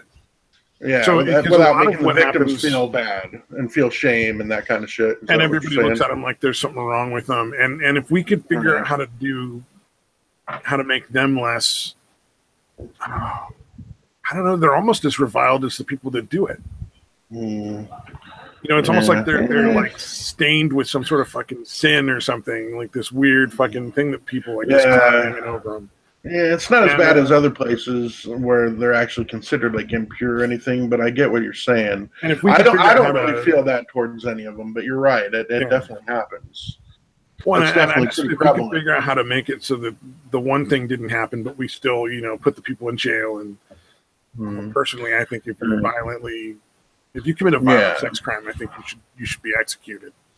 Yeah. Be it rape, child molestation, whatever. Like if it's a violent crime, you should be executed no matter what. But it's a tough thing to figure out. Like, how do you do one without the other? And I just wanted to say, Amos, he has some things that he's saying are correct, some things are not. Yeah. Yeah, even Ranthony kind of acknowledged that. Yeah, like Ranthony stated, he thought the age of consent should be like 14, like it is in Germany and places like that. Which, yeah, I don't know if I agree, but again, there's no fucking catch-all solution that I'm aware of. Yeah, well, my idea is just like, people take a test. If you're so inclined if you want to go have sex, you get to go take a test, and they determine whether or not you're fully capable of consenting. Yeah. And then from there, take it on like a sliding scale. Yeah. Although again, there's issues with that as well. Like no matter what, there's nothing that's going to be issue free. Well, I think if you're going to make it 14, at least put it on a sliding scale where like 14 can sleep with somebody up to 16 and. Yeah, I think it's even more than that. I think it's 4 years in most places like that, like up to 17 or 18. Even then, that would still be better. 14 and 18 is still a lot better than 14 and 32. Right, right. Yeah, but and I guess Mad Metal Man wasn't completely familiar with it, but yeah, Amos's argument was basically like something along the lines of, well, if a baby can grab your finger, what's the difference between grabbing your finger and grabbing your cock? Essentially something along those lines. Because there's a big difference between a penis and a finger. Yeah, it was ridiculous, and again, I don't think. Yeah, I don't know if he's genuine. He might be like he's like, I'm so super fucking anarchistic or whatever that everything fucking goes. Or he's a fucking troll and he's full of shit. He's just being a fucking little edgelord, dude. The only thing I would say that he could possibly be correct is if society accepted it, it wouldn't be harmful. Like, I'm not. It's not I don't necessarily be harmful. I just think it would be lessened harm-wise. But let's be realistic. Society is never going to accept something like that, and really they shouldn't. Yeah. Because that's the thing is, again, pedophiles are going to discard at some point, and there's, how do you make that? There's no fucking way to not make that fuck the child up, dude. It's just. Well, no, there is in like places like Borneo. It's just, I can't. It's built into the culture. Yeah. And there's been a lot of other cultures that practice pederasty, like Borneo. Borneo it's not actually pedophilia; it's pederasty. Like ancient Rome and Greece and a lot of areas used to do it as a standard thing. That doesn't mean I think it's okay. I'm just saying, like, you look at the societies, the men are not like these emotional wrecks, so really people are okay. Yeah, I just want to figure out if there. I wish there was a way we could make it so that the victims were okay. Yeah, and didn't end up having to go through like years of therapy while still putting the people that commit the crimes in jail it's tough, man, for the people that suffer from that, because again, I don't have any numbers. I just know that a lot of people that I see in recovery meetings and AA and NA and that shit have been molested, dude. Have been sexually abused. What is it, the number of people in my where I work with in mental health it's fucking everybody is some sort of abuse, all sorts of just insane types of abuse. Yeah. Matt Metal says he can't remain unbiased. He's one of the damaged kids. Yeesh. Sorry to hear that, man. That is unfortunate. But I really wish that people didn't treat them, or society didn't. I don't know if it's society. It's almost like they become pariahs, and that's the part I want to change. Like, I don't want to change anything about like people going to jail. That's ridiculous. I don't want to make it okay. Yeah. Well, I wonder if even the way that people like pity kids that have been abused like that and start treating them differently, even if they mean it in a well-intentioned way, doesn't mess with them. Yeah. You know what I mean? Like, I don't know, man. I need to. I don't think it's one of those things that'd be hard to tell. Yeah. Although it's also, again, like we had mentioned on previous episodes here, it's not something that people want to throw a whole lot of money into or think that should be. They want to just kind of. Well, and that's kind of what I came to, or well, not exactly that, but for the people that want to just fucking ignore people like Amos and that, I'm like, I kind of think having it in the public discussion helps people be a little more aware of it, a little more wary, probably prevents a lot of abuse. Well, I mean, it's like, I tend to agree with Geek Thulu that the heart's progress is more troll than real. Right. But it doesn't mean that you shouldn't still counter the arguments that they make. Right. Whether they're legit or not legit, you should still take the time to be like, okay, these are really dumb arguments, and here's why. Yeah. And the same goes with AMC, because those things, like if you don't allow them out in public, allow the debate to happen in public, they tend to become more extremists. Right. And they also tend to be more people tend to be drawn to them because it's a naughty thing, it's bad, taboo kind of thing, and it's like you definitely don't want to like just let that fester. You know, you fucking out the bus. Fucking get in there with some fucking Bactine or some rubbing alcohol and really clean it out. Yeah. Make sure people are aware of the refutations of these fucking ridiculous arguments. Yeah. No, and you're like, make sure people are aware that there are people out there who are advocating for like giving babies the right to consent. Like I know it seems awful and silly, but no, that's the thing is I'm one of the people. Like I said, before I had listened to the Anthony, kind of response to it, I was like, no, it's just fucking, that's insane. No, nobody that isn't a pedo is going to fucking agree with that. Yeah. Well, I mean, here's the other thing. It's like people were trying to deplatform Red Pill Black. From the skeptic community, they were like, there was a lot of people saying, to Ruben, like, why would you even have her on? Jesus, dude. And they were gonna, the debate turned into shit. So they, 2020 hindsight, maybe he shouldn't have had her on, but not for the reasons they were saying. Yeah. Like, how do you not recognize that as SGW like behavior, dude? Well, and it's like I would have Amos Yee on here and debate him. Right. Anthony's willing to debate him too. And I don't think Amos would dare go up against Ranthony because Ranthony's well informed and probably would pretty easily tear him to fucking shreds. I've been working in mental health for like 12 years. I know all his arguments, and I know exactly why they're all wrong. But I would be respectful and polite and treat and not scream at him or yell at him or reduce it to that because nothing is accomplished. Yeah, no, it makes you. Yeah, it's counterproductive. Really, it's worse. It's worse than nothing being accomplished. It's going to kind of make you look bad and make them look better, like a victim and shit. Well, it's like when I went on Millennium Mom's View and debated a race realist.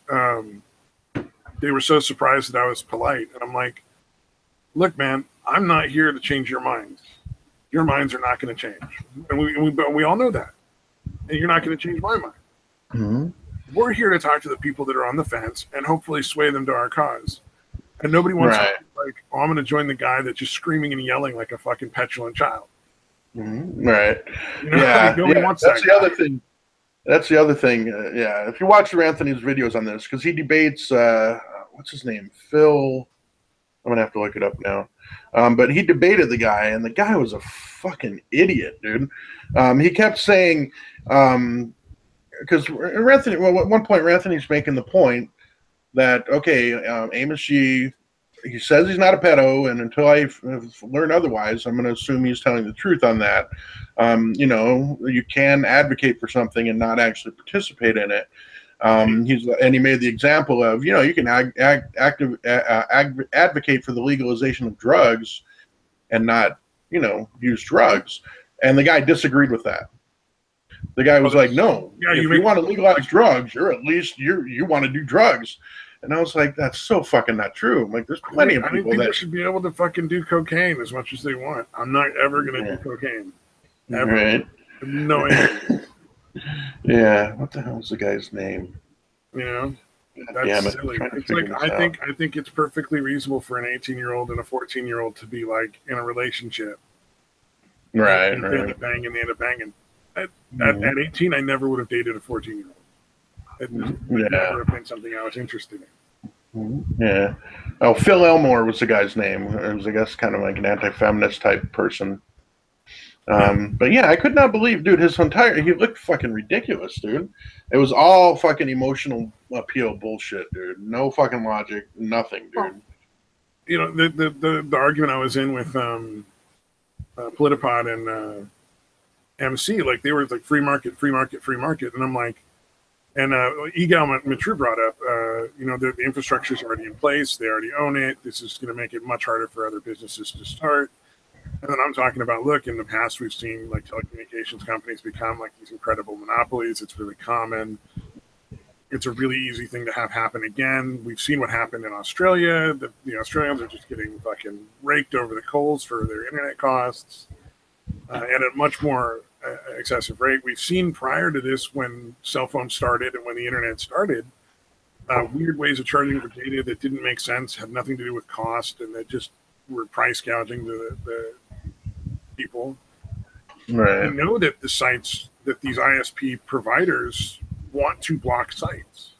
Yeah. We've already talked about doing it before, and there's no legal thing preventing them from doing it, despite their Fantasyland thing that a Supreme Court ruling that a law is unconstitutional has any effect whatsoever on corporations choosing whether or not to provide access to this website. Did that happen? That works. Didn't that happen to Patreon? The new Patreon site or whatever it's called, Patreon. I think there was an ISP somewhere that blocked it. What happened with Patreon was the people that hosted it kicked them out. Oh wow, okay. And so they ended up having to find a new host. Yeah. Oh, okay. And so that's another thing I think needs to be. There needs to be some form of. Have fun with that drama there. Right. Yeah. I think there needs to be, like, I don't disagree with having private companies do web hosting.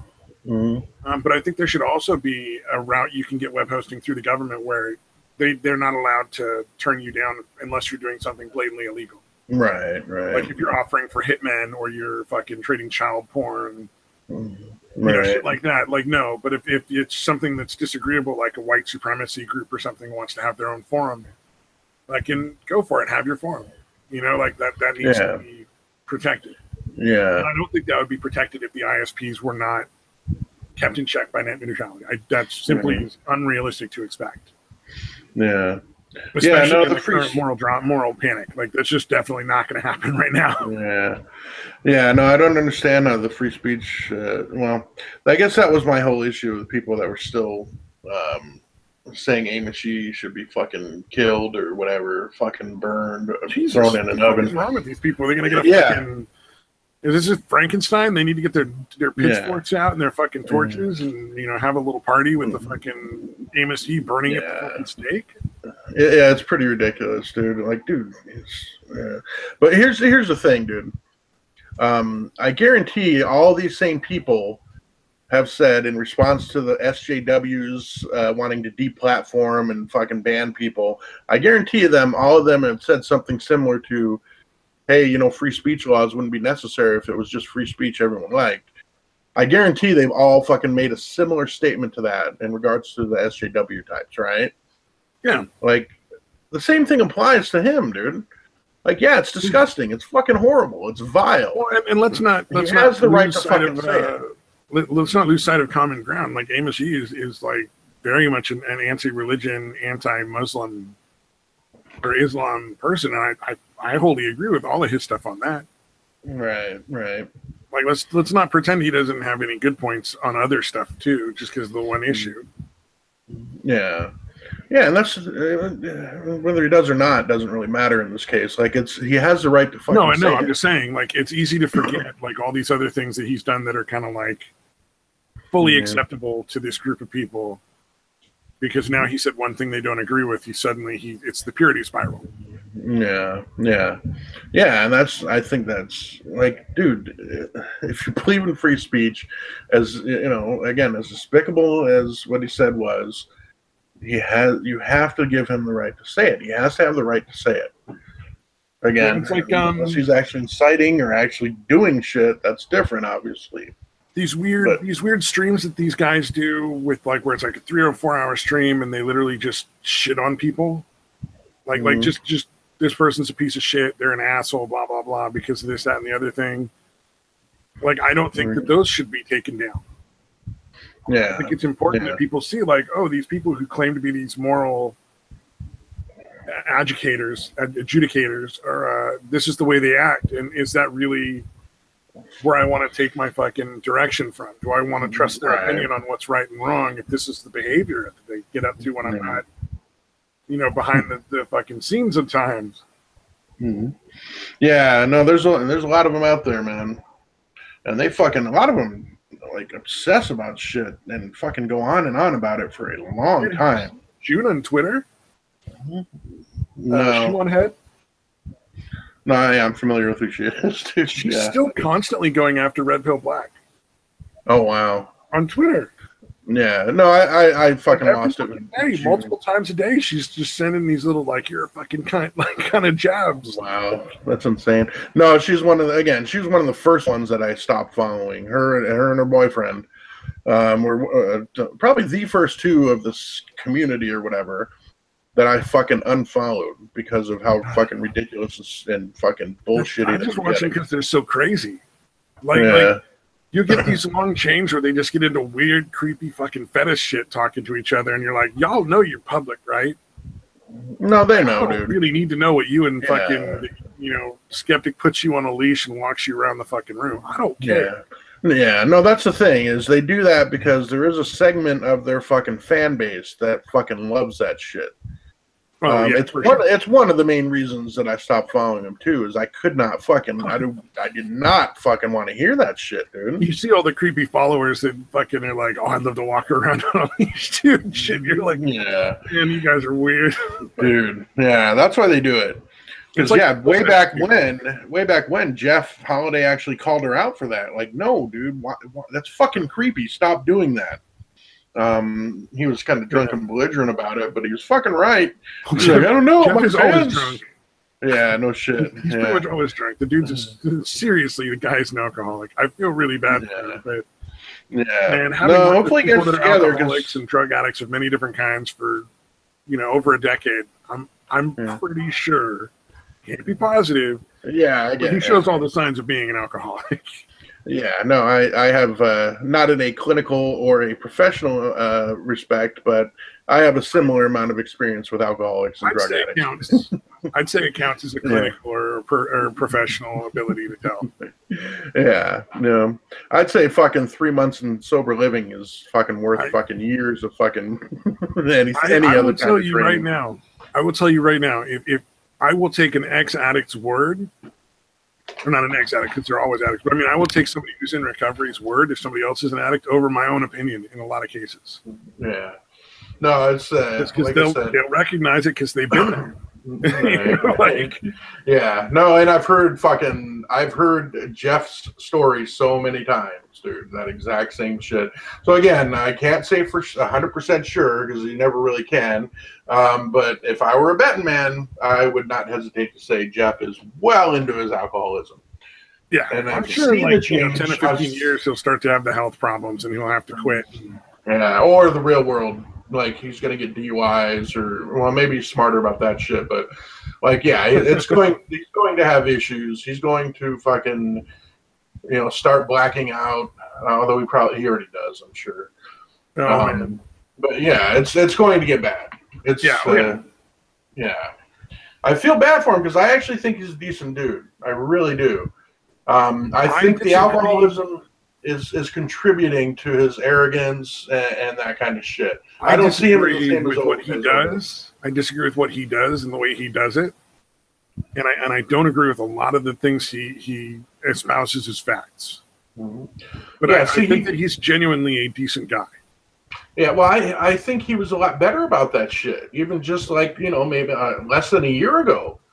I think it's been within the last year where the alcoholism is progressing. And again, that combined with the fact that he has a pretty rabid fan base that's propping him up, sycophantic motherfuckers sucking him off. I think that's exacerbating the situation horribly. Yeah, you're right. And it's making again, alcoholism. It does for celebrities, man. Like just regular TV actors and shit. There's all those people around him that are like, "No, man, you deserve that fifth of Jack." Right. Yeah, or no, not even that. Just saying, "Oh, you're fucking right. You're great. You're never wrong." That is an incredibly addictive thing too. I That's how you guarantee get people like Madonna saying, like, I'm planning on blowing up the White House. You're like, yeah, Madonna, yeah. what? I think there's nothing wrong about. Yeah, Do you not understand why that's an insane statement to make? All right. And that's what I'm saying. Like even within like less than a year ago, he was still, pretty goddamn good at what he was doing. Well, William says gotten worse and worse and worse. William definitely disagrees with us entirely on Jeff. Fair enough, man. Everybody's going to have their opinion. I think that if Jeff were to sober up, he would probably be a much more tolerable person. Yeah. As he is now, I don't think I'd want to hang out with him because I think he would just be fucking obnoxious. Yeah. Right now, I had no interest in hanging out with that dude. But yeah, him clean and sober, with a little humility in his life. Yeah, I think he's actually all right. We're talking about the alcohol Jeff is the bad Jeff, and the Jeff that's sober is probably a decent guy. Yeah, Jeff right now, William, I absolutely agree with you, dude. I mean, shit. Again, I think go ahead. He tried to sell those shirts right after the Red Pill Black and Blair White debate. Yeah. So fucking so creepy and so catty. Yeah, that was fucking that was embarrassing. I was embarrassed for him. Yeah, that was funny. But again, I guarantee all his fans were like, yeah, that's fucking great. Good job, Jeffy. Good job coming up with that clever T-shirt. He probably made money off that shit, man. Yeah, no, I'm sure he did. And that's a big part of what. Oh God, I just hope nothing bad happens to dude because again, I think him sober, cleaning shit up is going to make a world of difference for that guy. He definitely needs humility either way. They all do. The Wizard of Oz, same thing. Fucking, and they fucking romanticize their alcoholism.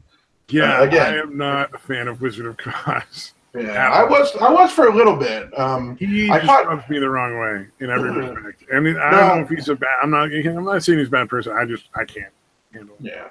No, I think it's the same thing, dude. He's if he would acknowledge, if he would realize he has an issue with the alcohol and didn't romanticize it, And again, it's tough. Like I have the same issue. I was a huge Hunter S. Thompson fan. And I fucking romanticized drug use and alcohol use. Absolutely. I don't know if it was because of him or it was that way anyway, but Hunter S. Thompson is obviously a huge influence on Wizard of Oz. We as Americans tend to romanticize the tragic addict. Right. Or excess. This tragic genius who has these addiction issues, but it drives his creativity. This sort of torn artist. It's all sort of broiled into the same kind of persona that we tend to be drawn towards. Yeah, and again, and doing anything to excess as well. Same thing. That's very American. Yeah, exactly. So yeah, it's all kind of fucking kind of anti-hero status or whatever you want to call it. There you go. It makes sense. Yeah, it's it's all boiled into that same archetype. Yeah, that's the word I was looking for. That $50 word that I'm gonna sound like I know what I'm doing. Yeah, archetype. Yeah. Use the fancy word. You're right. Make myself sound smarter. I really am. That's appropriate, dude. Wizard of bad jokes. Yeah, dude. Every time I don't listen to the fucking YouTube Saints anymore, but every time I heard Jeff's reaction to any fucking joke Wizard made, I always thought of the guy from I forget which Wayne's. I think it was the first one, the first Wayne's World movie. I don't know if you remember, but there was the guy called Handsome Dan, who was actually an ugly guy, and then the guy that did the weird laugh, like ha ha ha, was Jefferson from Married with Children, the good-looking guy. So Handsome Dan was an ugly fuck, and then the fucking guy that's just yelling and doing the ha ha ha was actually a good-looking guy. But anyways. That's what I watch Wayne's World now, man. I haven't seen that movie in a long time, and I have it on DVD. So I'm gonna have to watch that shit. I'll send you the clip I'm talking about because I know I've seen it because I meant to look it up. But that's how I picture Jeff every time—a fucking big ass, fucking over the top fake laugh, every time Wizard makes a fucking joke, dude. Ooh. Just fucking, ugh. Like, dude, do a failed act. What about Bunty King getting kicked off of Twitter? Ain't that some shit? Oh yeah, dude. He's usually. What did he do? I never looked into that. What the fuck did he do to get kicked off? I don't know how he got kicked off. I know I don't like Bunty King. I think he's full of shit. Yeah, personally, I didn't. He comes off as really fake to me, like very phony. But on the other hand, he never says a crossword to anybody. Yeah, that's why I'm asking. Like when I found out that. Yeah, I mean, he doesn't swear at people. He doesn't get into like really crazy, rude, over-the-top debating stuff. He doesn't antagonize anyone. Yeah, he seems really reasonable. Well, at this point, I consider it suspiciously reasonable, but still, yeah, he rarely says anything. He tries to be, fucking. What the fuck's the word? Nice. Yeah, well, no, not nice, but goddamn. What the fuck, dude? Bringing people back together. I forget the word's right fucking there, but he tries to bring everybody together, dude. He tries to have like people the mediator or yeah, that's the word. Yeah, conciliatory, I guess is the word I was looking for. Thank you. All right. So again, I think it's suspicious. I don't really trust him anymore. At first, I liked him, and now I'm like. This guy is, again, like you said, I think he's kind of full of shit. But yeah, I don't know what he could have done to get fucking kicked off, dude. Yeah, I wish I knew.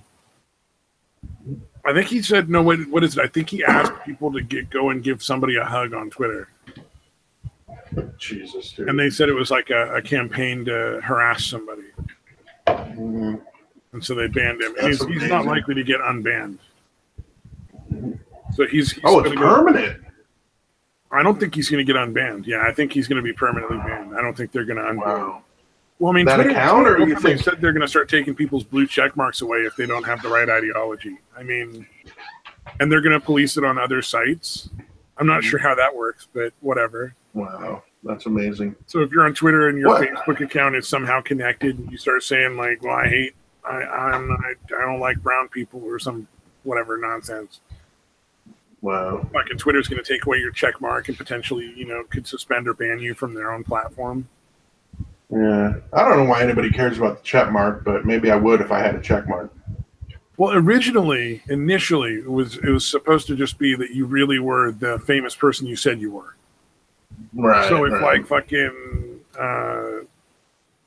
well, here you were talking about Wayne's World. What's the guy's name? Mike Myers. Mm-hmm, right. If you're Mike Myers 555 with the blue check mark, then they knew you're actually the Michael Myers and not just any one of the parody accounts pretending to be Michael Myers. Right. But then it changed. Now it's ideology, which is unfortunate. Yeah. I mean, does it affect, like, if you don't have the check mark, are you fucking shadow banned and you're not seen by anybody? Like, I guess I'm wondering what the impact actually is besides you just don't have the little blue check next to your name. I don't think there is any other impact. Yeah. Yeah. See, that's why I don't think it. It might affect.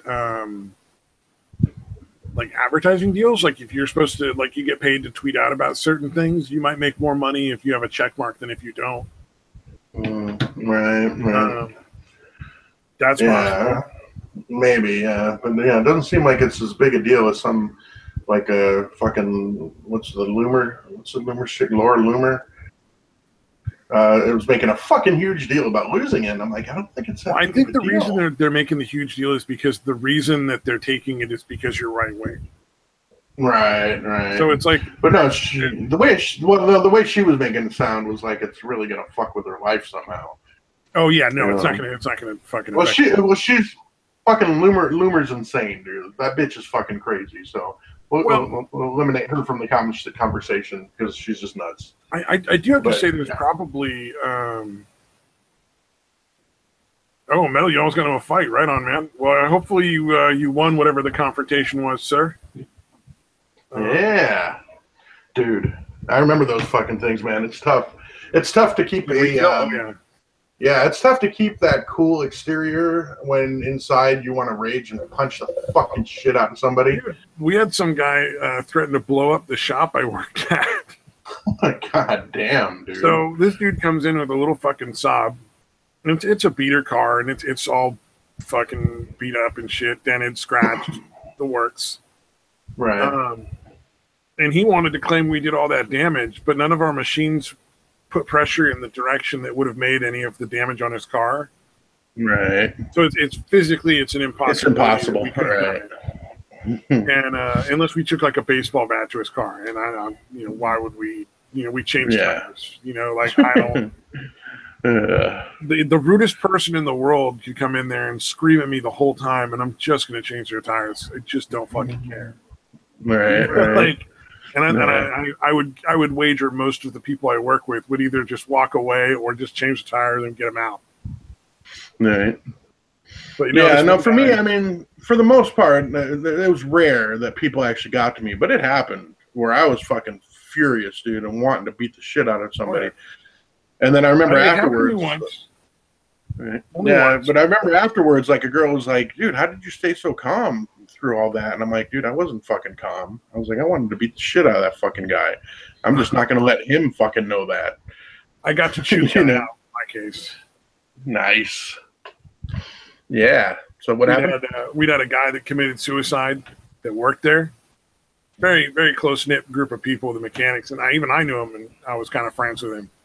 Right. So it was we all knew each other pretty well, and this dude killed himself, and so it was the day of the funeral, and we were doing the bare minimum, just the stuff that like was warranty work that we were required to do, or like fix somebody's tire because they got a flat. But we weren't selling new sets of tires. We weren't doing a lot of work that day in order to make sure that all the mechanics could go out and go to his funeral. Right. Go pay their respects while the whatever kind of thing they were doing. Right. And this guy came in and started arguing and fighting with me over the price of tires, and we don't price match except during specific sales. Right. So, right. If you go to I don't work there anymore, but if you go to a Sears Auto Center, certain times of the year they will price match during certain sales, but most of the time they won't. Right. And this guy was all talking about that Big O Tires sells these tires for this, and we need to sell them for that too. And I'm like, well, we don't price match. I'm sorry. And eventually I just fucking said, shut the fuck up and go to fucking Big O. And then I gave him directions. You go out our fucking parking lot, drive 2 blocks, turn left, and just fucking literally screamed the directions at him until he walked out the fucking door. Nice. And I was so satisfying. I was standing right next to the store manager when I did it. And afterwards, he shook my hand. So he shook my hand. And he's like, "You realize that's the only time you're ever going to get to do that." And I'm like, "All right, no, I totally get it." He gave me the nod first. I looked at him like, and he just, "Whatever you got to do." And I said, "All right." Yeah. No, I used to do that too whenever I was like the acting manager.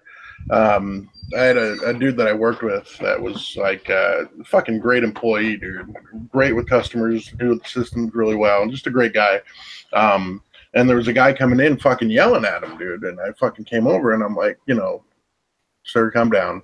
I'm gonna kick you out of the store. And then like the other employee was like, "No, it's fine. I'll take care of it." And I'm like, "All right, man, but you have my permission to kick him yourself. So if he stays out of line, you have my permission to kick him out of the store." Yeah. So, yeah. No, I always had their back. Because I was like, give him an opportunity to help you, because this guy came in just yelling. And I'm like, look, this is a guy. He's a good guy. He's a great employee. Give him a chance to help you before you start deciding to fucking scream. If not, get out now. Is that like a successful strategy to get what you want out of these places? No, dude, and that's what I try to tell people. I'm like, if you come in nice with your problem, I'm going to help you. I'm going to go out of my way to help you, especially because I know fucking assholes like that guy. Well, I mean, I've been livid about shit, but I've never come in screaming and yelling at a store, because 99% of the time it has nothing to do with the people that work at the store. Yeah, exactly. Yeah, it's ridiculous. It's fucked up.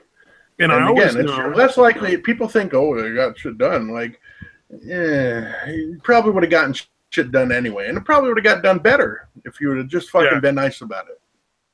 Yep. Yeah, because that's the thing. I've had issues with fast food where I had to go back and get stuff exchanged, and I'm always like, hey, you guys got us the wrong thing. This isn't what we were looking for. I think you might have given somebody else the thing we ordered. And on numerous occasions, not every occasion, but on numerous occasions, they'll also include like some fries or like one of their little desserts. Yeah, or coupons for free shit, for later on or something. Yeah, that happens a lot, dude. Hey, Miggy. Yeah, but they'll be like, we're so nice, so we're going to give you the thing correct, and we're also going to throw in one of the little chocolate cakes or something. We appreciate how polite you were. Or like get some fries or something. Yeah. Just like it's just, all it takes is being. No, I just did it. I actually just did it at the grocery store yesterday. I bought a tuna salad croissant, which I bought many times, and it's usually really good. And this time it wasn't. And I brought it back. I wasn't able to get back to the store. I bought it like 7 in the morning. I actually realized it right away, but I went back in like that customer service desk wasn't open. So I was going to come back a little later. I didn't end up making it back to like, 7:30 at night. And I went up there and I was just nice. I'm like, hey, I bought this morning. This was closed. I tried to bring it right back. And, just explain to them what happened. I'm like, look, I buy it all the time, whatever. This one's just off. And again, no problem at all. If I would have gone in there fucking yelling, bitching, maybe not. You know what I mean? Maybe, but I think the way I handled it was the most likely way to get my fucking refund or whatever. Well, I've always looked at it getting that angry takes a lot of work and doesn't feel real good. Yeah, no, sometimes it does, but most of the time. That's why I include it. Yeah, righteous anger can be fucking fantastic. But dude, although there was one time, I cannot remember the fucking situation, but I was going into a situation where I was absolutely expecting a confrontation. I had myself all fucking worked up, ready to fucking go at these people, and they took care of the problem, no questions asked. And I was almost kind of let down. You know what I mean? I almost felt like, no, you're going to fucking give me a hassle, asshole. I was fucking ready for this shit. You're going to give me some fucking problems here. No. Oh, man. Not really, but it literally was almost like a letdown. I was so fucking like, there's no way they're just going to take care of this shit. When I was already fucking like getting myself all worked up, and they fucking took care of it. I think working at Sears, fucking assholes. Working at Sears for my first job ruined that for me because I learned so fast there that all you really have to do is write corporate a letter, and you'll just get whatever the fuck you want 99% of the time, whether you're wrong or right. Yeah. So I've always looked at consumer like interactions with like the customer service person. It's like, maybe I'll get what I'm supposed to get here, or I won't. But if I don't, I can just write corporate, and I'll probably get it plus like a gift card later. Right. So I would ask for the manager. I've done that times. Actually, not that long ago, fucking, I was cashing in lottery tickets for my dad, and he hadn't told me how much money was there, and it was like $150 some odd. And I came back with like $50 some odd because the $100 ticket got stuck somewhere along the way and didn't get scanned in, and I didn't get the cash for it. So we went, obviously we went back down there, and my dad was all like kind of like huffy and shit, but I was just super polite. I'm like, hey, look, man, one of those was worth $100. Can we dig those out of the trash and just make sure that everything got scanned? And lo and behold, one of them didn't, and we got our $100. Right. It's super simple. Yeah. It's usually how the lottery worked, so that was kind of funny. Right. Well, he seemed to think that you could scan a card twice, and I'm like, why do you throw them away then? Why wouldn't you shred them if that was the case? I'm like, look, just scan all the lottery tickets again. The only one that'll go through is the one that wasn't scanned. Yeah, it's not going to keep paying out. Yeah, it's not going to pay out for the same card. That's why they have serial numbers. Yeah. Do you think they don't realize that morons work at places and fucking have some kind of redundancies to avoid that kind of shit? Why would the standard procedure be to throw the cards away in the trash? Like that goes out at the end of the day. That goes out in the dumpster in the back. Why wouldn't somebody just go dig out all the winning lottery tickets and go cash them in somewhere else? Yeah, exactly. Yeah. There's no way they would treat those things as casually as that if they could just keep fucking paying out and paying out. Yeah. So we did have to wait for like 20 minutes while Skippy the Wonder Lotto clerk was counting out like tickets and checking serial numbers against receipts and shit. And we're like, oh my God, this guy is a fucking moron. But whatever. Yeah. No, that's hard. It's hard when you're dealing with something like that to not get angry, or it is for me. You know, because it's just I was just frustrated because it was like it was definitely frustrating me. I was getting to the point of getting angry. Yeah. But I just wanted that $100, and I didn't want to have a situation where they're like, well, we can't help you. Yeah. Then my dad's out $100 that he won. Right. Yeah. No, I think honestly the only time that I've ever had any kind of customer service issue where it just wasn't taken care of, it was with Sony about the fucking PlayStation account. Yeah. Oh, about their PlayStation account? I can believe that. Yeah. Well, here's what happened. My son playing online, shit got hacked by somebody. Like there was a weird game that happened, and shortly after that, suddenly all these fucking charges started flying up, right? So at first I was like, my son might have done it, but I don't think he did.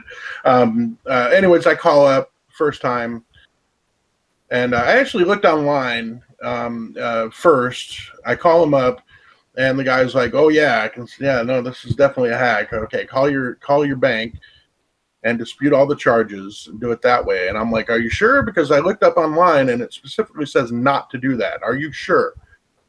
And he's like, "Yeah, no, that's the way you got to do it now." And I'm like, "All right." So I did that, and then I called back, and they're basically like, "No, you shouldn't have done that, and I don't see that your account was hacked." Oh, and so then like, they tried to take the money anyway, kind of thing. Right. Yeah, they tried to fucking get me to pay the fucking money, dude. And I was like, all right, well, the reason I did that is because when I called the other day, I told him, the guy told me to do that, and I even specifically said, "Hey, am I sure?" But anyways, and they were still trying to get me to fucking pay. They wanted to try to get me to pay. Yeah. They're like, "No, just pay it, and then we'll credit you back." And I'm like, I don't fucking believe you. Yeah, for a fucking second. I need to speak to your manager. Number one, I don't believe you. Number two, that doesn't make sense. Right. Yeah. You don't need my money to give me back my money. Yeah, exactly. My money. And I'm like, I've worked retail long enough, dude. There's no fucking way Sony, a company your fucking size, has an issue where you can't just credit something. There's no goddamn way that's the way it works. Or cancel it. Yeah, exactly. Yeah, so, I kept escalating it, but I kept dealing with bigger and bigger assholes, dude. Well, here's the question. Because they asked me why. I'm not clear on this. Yeah, go ahead. Did you get the product of the services from the charges? Yeah, obviously not. No, it got it got ripped off. And I wish, because they justify wanting to charge you for services and stuff that you didn't even receive. Like, that's the part I don't get. Sony doesn't fucking care. Sony does not give a shit. Sony's an evil corporation, dude. I even asked them, I'm like, do you have a fraud department? No, we don't have a fraud department. They said they don't have a fucking fraud department. Oh, goddamn. Why would you not? Yeah. I was like, you got to be kidding me. There's no way that's real. There's no way you don't have a fucking fraud department. And how do they how do they not have a more civil and reasonable system when you're dealing with stuff that kids play with? Yeah, no. There's always going to be kids that somehow manage to guess mommy and daddy's password or steal mom and dad's credit card and charge like $1,000 worth of shit. Yeah, no. You have to have a system to refund them. Yeah, but no, basically, not, Yeah, I was basically at one point, I'm like, okay, so I escalated. I'm like, I'd like to speak to your manager. And he was like, is there any reason why? And I'm like, yeah, because I don't believe you, and I want to talk to your manager. Then again, the manager I like did the same. Yeah, I don't believe you. Yeah. Again, I don't act like that a lot. I'm usually really reasonable, but that was fucking angry. That's the best way to put it, though. You're just completely straightforward. Like, I don't think you're telling me the truth. I want to talk to somebody who's in charge. Yeah, I don't believe you. I'm not satisfied. I want to talk to your manager. But then the manager was just a big fucking asshole. He had me read the serial number off the fucking thing, which I wish I would have fucking realized it and read off a fake one. Because he's like, nope, those are the ones that's the machine it went to. And I'm like, fuck you. Fuck you, it was. You know what I mean? Because he's just fucking. And why can't I access any of it, buddy? Yeah, why is none of it on the fucking system? But yeah, I was literally like, this is ridiculous. But yeah, ever since then, I will not. Well, I might have to, just for my son's sake. But it's been like a long time. I think it's been like at least a year, maybe, or at least around a year, where I haven't made a new account or anything because I fucking hate Sony that much, dude. Because of how they treated that. I wouldn't want it either. Yeah, and it was a lot. It was like fucking $300, dude. And I literally told them, dude. I even told them, I'm like, I'm gonna buy an Xbox One before I pay that. And they're like, okay. They did not fucking give a shit, dude. Well, because they'll probably, if you try to create a new account, try to go after you for the money then or something. Yeah, I don't know. Did you pay them? No, fuck no, dude. Good. There you go. Yeah, no, there's no fucking way. Again, you can apparently create a completely separate account, but the thing is, I lose. It was one of the original Star Wars Battlefield ones where that came free as a download or whatever. So I lose that. I lose the season pass from that. I lose all the other shit my son bought. It's a lot of shit you lose. You don't get to keep any of the shit that you downloaded or whatever. So there's games I lose that were just download only and that kind of shit. Yep. Yeah. So yeah, it was fucking. I was literally like, I couldn't believe that how little they fucking cared because I don't like doing the I'll go to the competitor, but it was fucking true. I would literally rather buy an Xbox One than fucking pay that fucking money. But they fucking did not give a shit, dude. $300 was an Xbox One. Yeah. Yeah. Yeah, exactly, dude. I'm not going to pay you guys this money that somebody stole from me, but I'll pay it to Xbox. Yeah, but I could not believe how little of the fucking shit they fucking gave, dude. Yeah, and again, it's been a year, and I'm still furious about that shit. Well, oh fuck, dude. Man, poor Miggy, you lost your phone. That's not cool, bro. I gotta say, I would really not be a happy camper if I lost my phone, and I don't even have a smartphone. Yeah. No, it really is weird how fucking lost you feel without having your phone, dude. Yeah, it's sad. Yeah, forget it going to work. Don't need it while I'm at work or anything really. Yeah, you're right. Even not a smartphone. Even before I had a smartphone, you're like, oh fuck, what do I do? I can't just call somebody. Like, how did people live back then? Before cell phones. Like, oh yeah, I lived before cell phones. Oh man, do you remember the CD clubs? Oh yeah, 10 CDs for a penny if you ordered. For anybody who's not old enough, I think everybody on the thing is old enough to remember. But for anybody who's not old enough, music used to come on CDs and CDs only. This was after cassette tapes, which is an even more mystical thing. 8 tracks. We can go all the way back to records. Oh yeah, back to records and 8 tracks, phonograph. Where it came on wax cones. See, that's what I got, Miggy. I got a flip phone. I'll tell you, it's good. And cheaper. Way cheaper. But I got this. I joined this CD club for like 10 for a penny, and then you got to order like 10 within the next year, and then you're free and clear of them, right? And so I did it once, and it was fine. I just, I got the 10 CDs for a penny, and then I ordered over the next few months 10 different CDs from bands I wanted to listen to anyway at good prices, and then I got it all done, no big deal. So then they asked me like, oh, do you want to re-up? And I said, sure, that sounds great. Do another 10 for a penny and then keep ordering. They make money, I'm happy, everybody wins. But then they just started sending me CDs, and I just sort of would toss them and forget about it. And then they wanted me to pay for the CDs they sent me. Mm-hmm. Like these ones that they randomly sent me that I hadn't ordered. Well, in the state of California, if you don't order something, you don't have to pay for it. You can't send somebody something and then just expect them to send you money. That's not how it works here. Yeah. And No, I know. Here they would send for years on that. Wow. Yeah, no. Here the one that I did was they would send you something saying, "Hey, this is the CD of the month," and you would have to send it in saying, "No, I don't want it." Otherwise, they That's would what it was. automatically send it to you. That was the thing. I would get the thing that said it was a CD of the month, and if I didn't want it, I had to send it back. But that had never been the agreement prior to that. Right. Nor had it been written in any of the documentation that I signed. Yeah. And so I went into collections, and the collections agents could call me, and I said, show me on the contract where I signed on the contract, the stuff I signed, not some random extra thing they made up on the side, because that's not legal, and we both know that. Yeah, definitely not legally binding. It's not legally binding if it wasn't in any of the, if it wasn't available for me when I signed it. And and they were like, well, we don't have access to that. I'm like, well, I don't have access to my account then. Right. They just went back and forth, and then eventually they gave up because they're not going to get their fucking money. But and I told them, I'm like, you cannot prove that I legally owe anybody any money, or you'd already have a judgment. So why don't you just stop? You know, it's like it's not gonna work. Yeah, I remember. It was funny. They did that to my friend.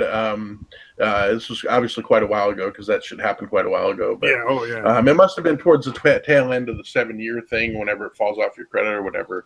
But my friend was like, didn't even bother with any of that. He was just like, "Hey, I own my house. I own cars. What do you think a little ding on my credit's going to do? I'm not going to pay you guys, and it's not going to affect my life at all." Yeah, exactly. He straight up told him, "I already own a house. I already have all this shit. What do you think this is going to do? Stop calling me. I'm not paying it." Yeah. They'll keep calling though, man. They just, that's what they're hoping is that if they call you enough times, eventually you'll get tired of them calling and pay them to stop calling you, essentially. Right. And it's not. They don't think that you're going to just suddenly see the light and agree that you owe them money. Right. Because they've already paid the company. Like the company sold your debt to them, essentially. Right. It's exactly like collections for the fucking mafia. You know, like. Yeah. Oh man. See, I sold your debt to this guy. Now you owe him money, and he's going to break your fucking legs if you don't pay. Right. Essentially. Yeah, it's weird how that shit works. Selling off the debt for this much, and then it's strange. Yeah, I mean, the company probably got like 40% of what I owed. Yeah. All right. Well, hey, man, my son's been home for a bit now, so I kind of. I was gonna say I gotta go bake those pies, or not bake, but make. Yeah. So let's cut it off, nice and abrupt, like. Yeah. Thanks everybody for joining us. See you Sunday if you're here. It'll be awesome. Indeed. Peace out. Bye-bye.